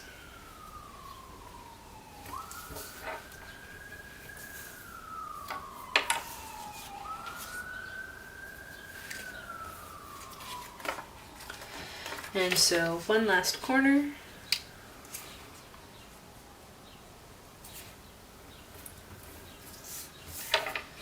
And then we will do another division of 2.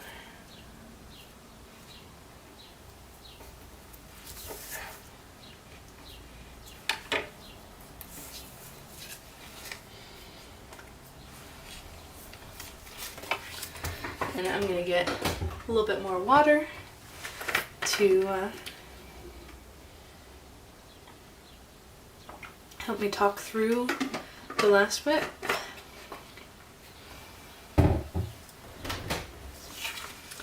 So what we're going to do is take our teeny tiny edge division. So we've got our bigger edge division and our teeny tiny edge division right at the corner there.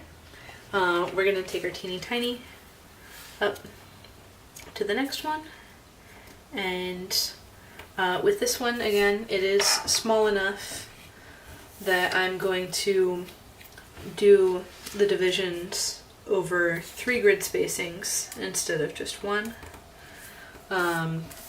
Again, for accuracy and preventing fold creep. Basically, when you have really skinny folds along a line, you can end up with some waviness in there, and that's not what we're going for. We want all our lines to be very straight.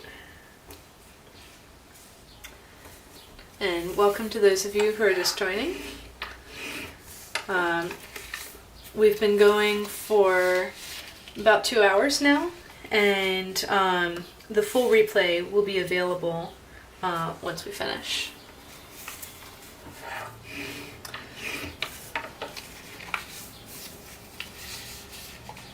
So we've got lots of grid divisions, but only 16 fold this time, not as many as the last one.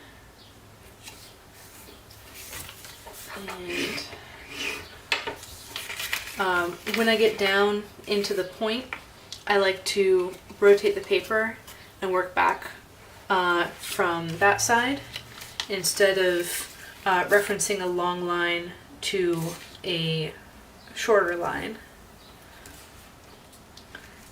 And it kind of depends on proportions instead of absolutely like longer line to shorter line. But once things get pointy, it helps to be able to see the whole paper, because then you can catch things like this situation where my edge there, the mountain fold, isn't quite coming to this reference crease, but this intermediate crease is fully aligned with the one below it. And so that's the division that I'm trying to divide in half.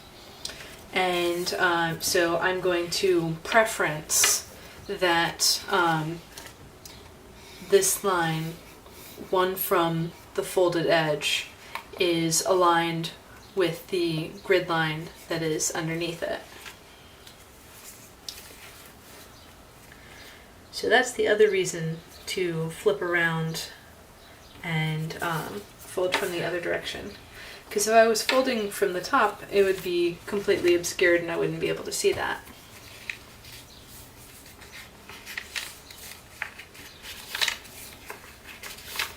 So now I'm going through and reversing my creases.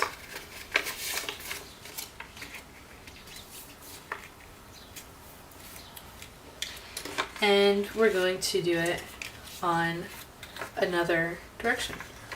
So the other thing that's great about these diagonal grids, that's different from other rotated grids, is that the two sides actually are the same. So the two grids where the two sides are the same are the standard grid and the diagonal grid. Other than that, you need to be very particular about which side is front and which side is back.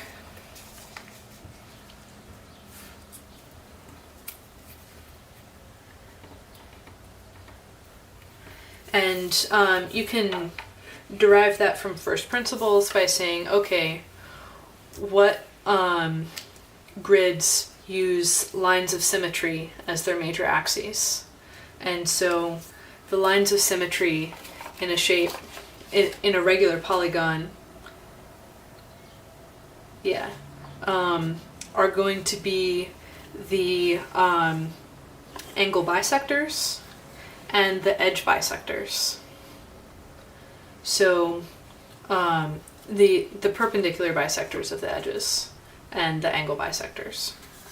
So in the case of the square grid, the perpendicular edge bisectors will make you the standard grid, and the angle bisectors will make you the diagonal grid. Whereas in a hexagon, the perpendicular edge bisectors are what I'm calling the diagonal grid, and the angle bisectors make the standard grid, because those happen to be parallel to the edges. But anyways, we were doing another division of 2, and so we will carry on with that.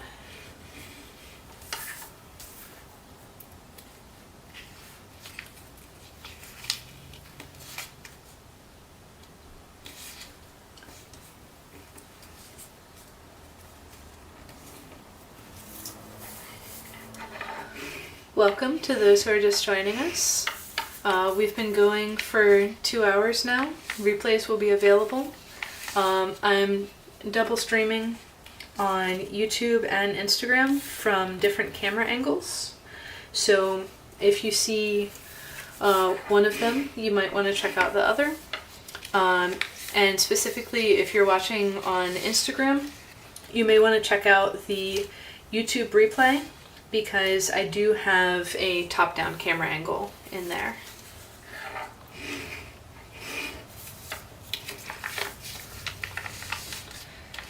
And going.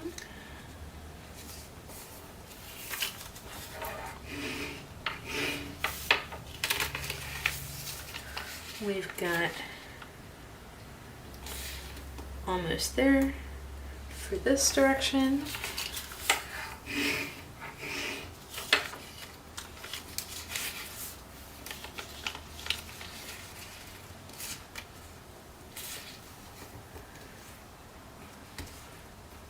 And hello for those of you just joining again. We are almost done with this grid. It's a grid perpendicular to the edges of the hexagon, and we are doing 16 divisions and then folding a version of this lens stars tessellation.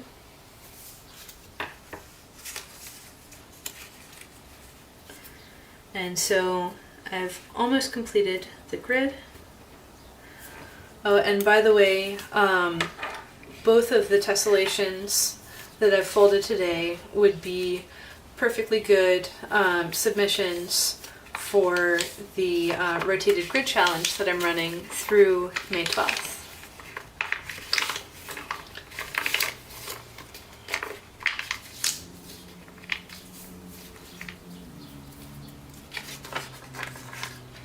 So now I have one direction left, and we'll get right to it.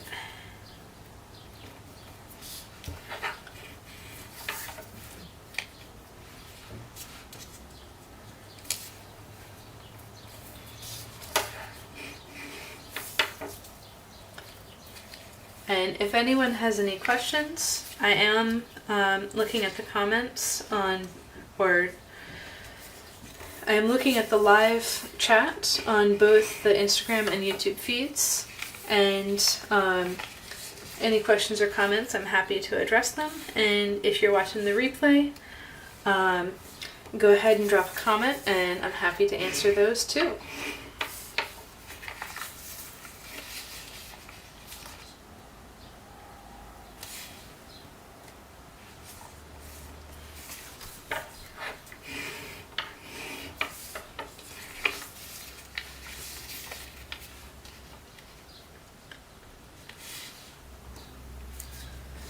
So we are very close to finishing up this grid.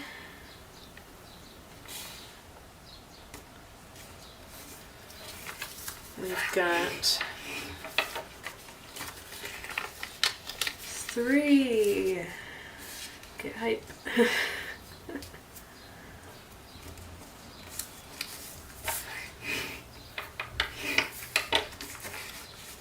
2.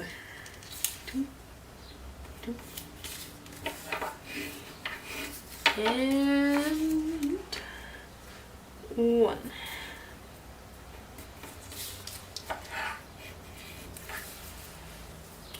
And now we reverse.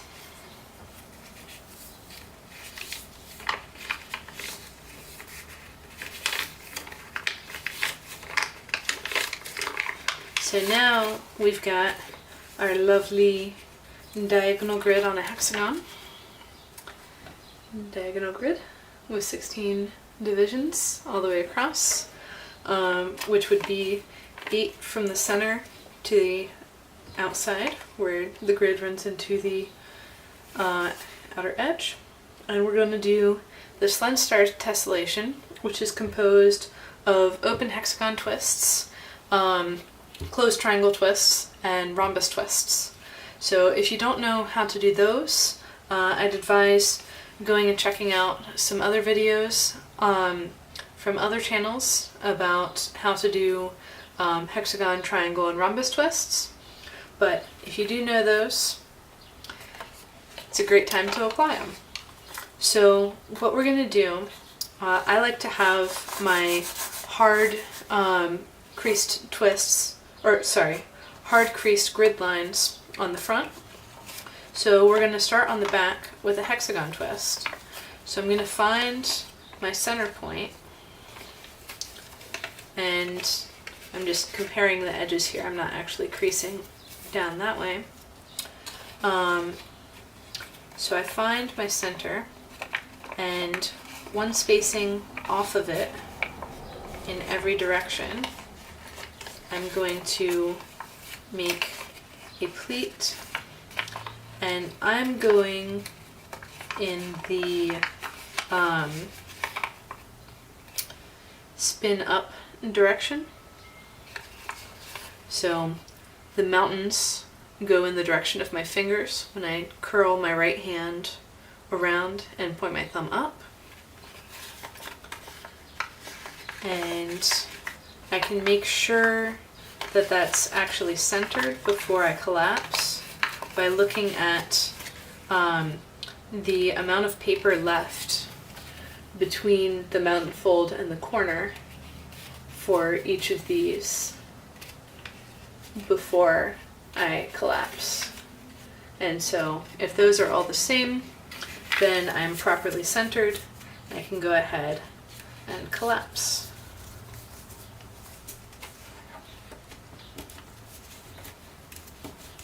And flatten it out. So then I'm going to flip over to the front side, and on this one I'm going to take 2 grid spacings of a visible mountain fold coming out, and fold a rhombus twist on that. So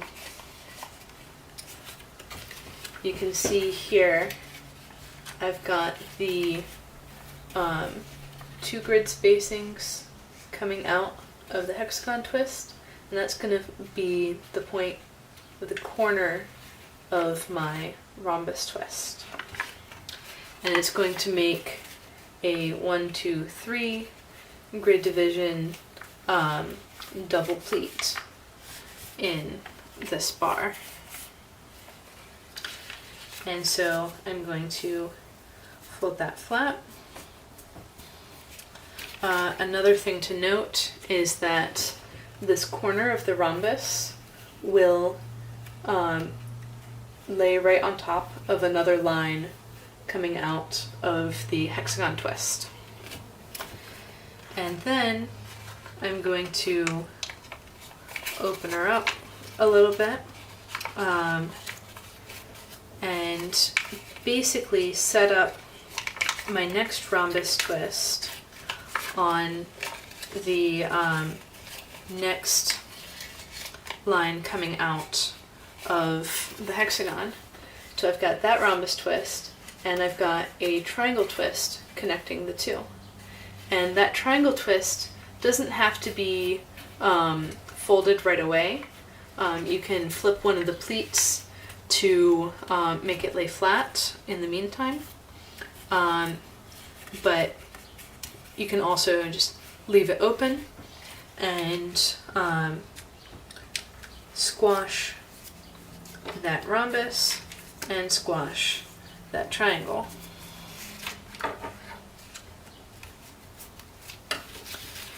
So next I'm going to do exactly the same thing.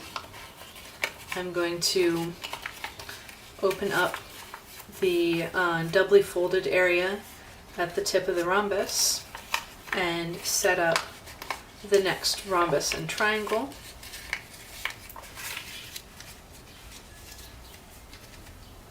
And squash them flat. And make sure to use the bone folder. And just generally carry on exactly the same way all the way around my hexagon.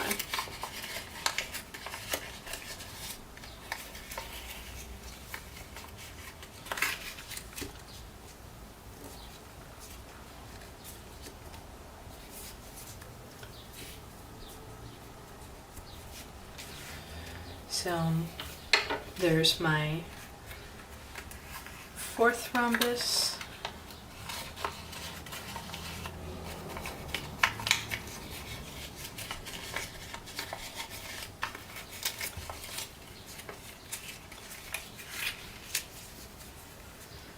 And I'm seeing no questions, but if you have questions about this or you'd like me to repeat a step, I'd be happy to. And the final rhombus is going to have a triangle on either side of it to even it out. And so this is where it can be useful. So this last triangle, to get it to connect to the rest, it can be useful to flip one of the pleats and lay that flat as more of a 130 degree or 120 degree intersection, and then flatten the other triangle and the rhombus before opening up that last triangle again. So for those of you on YouTube, that was take this pleat for the final triangle and lay it in the other direction, making a 120 degree intersection, and flattening the rhombus and triangle first before opening up that triangle again.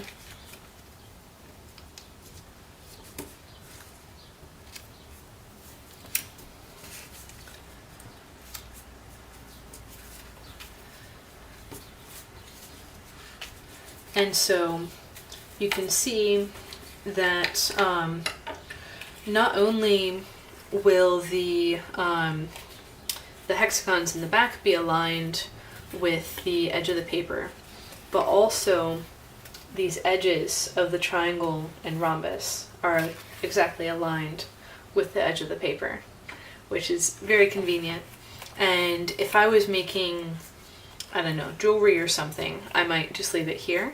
But I want to demonstrate that you do get the full border and the rest of the twists. So I'm going to open this up for the next rhombus twist.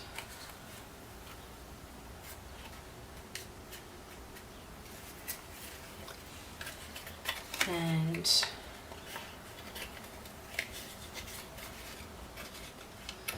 do that across all of them. And this is kind of, so these are incomplete twists, since we chose this particular grid division.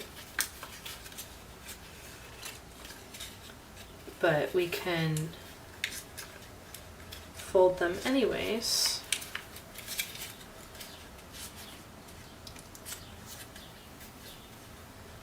To carry the tessellation all the way out.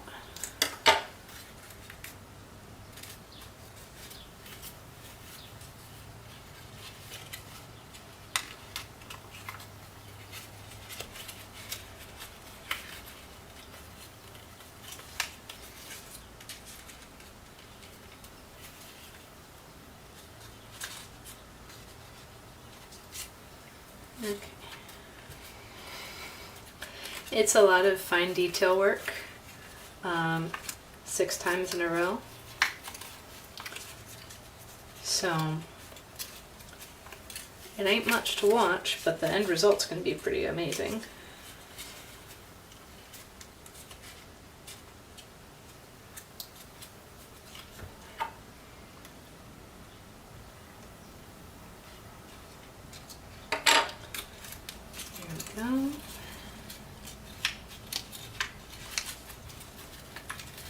Getting around towards the end. Last rhombus. Just gonna connect that through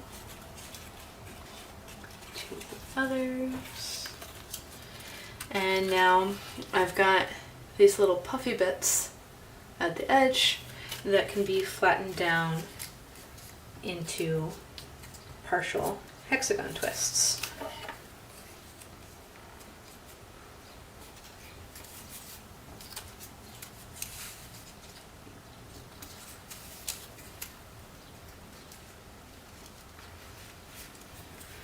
And the bone folder can be really helpful here to arrange layers as you go.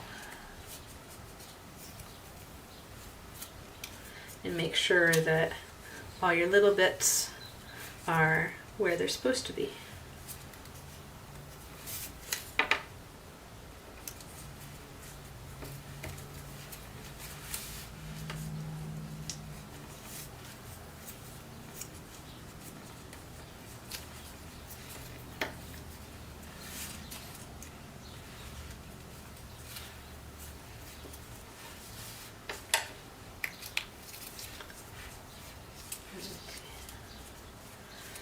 Getting there. One more to go.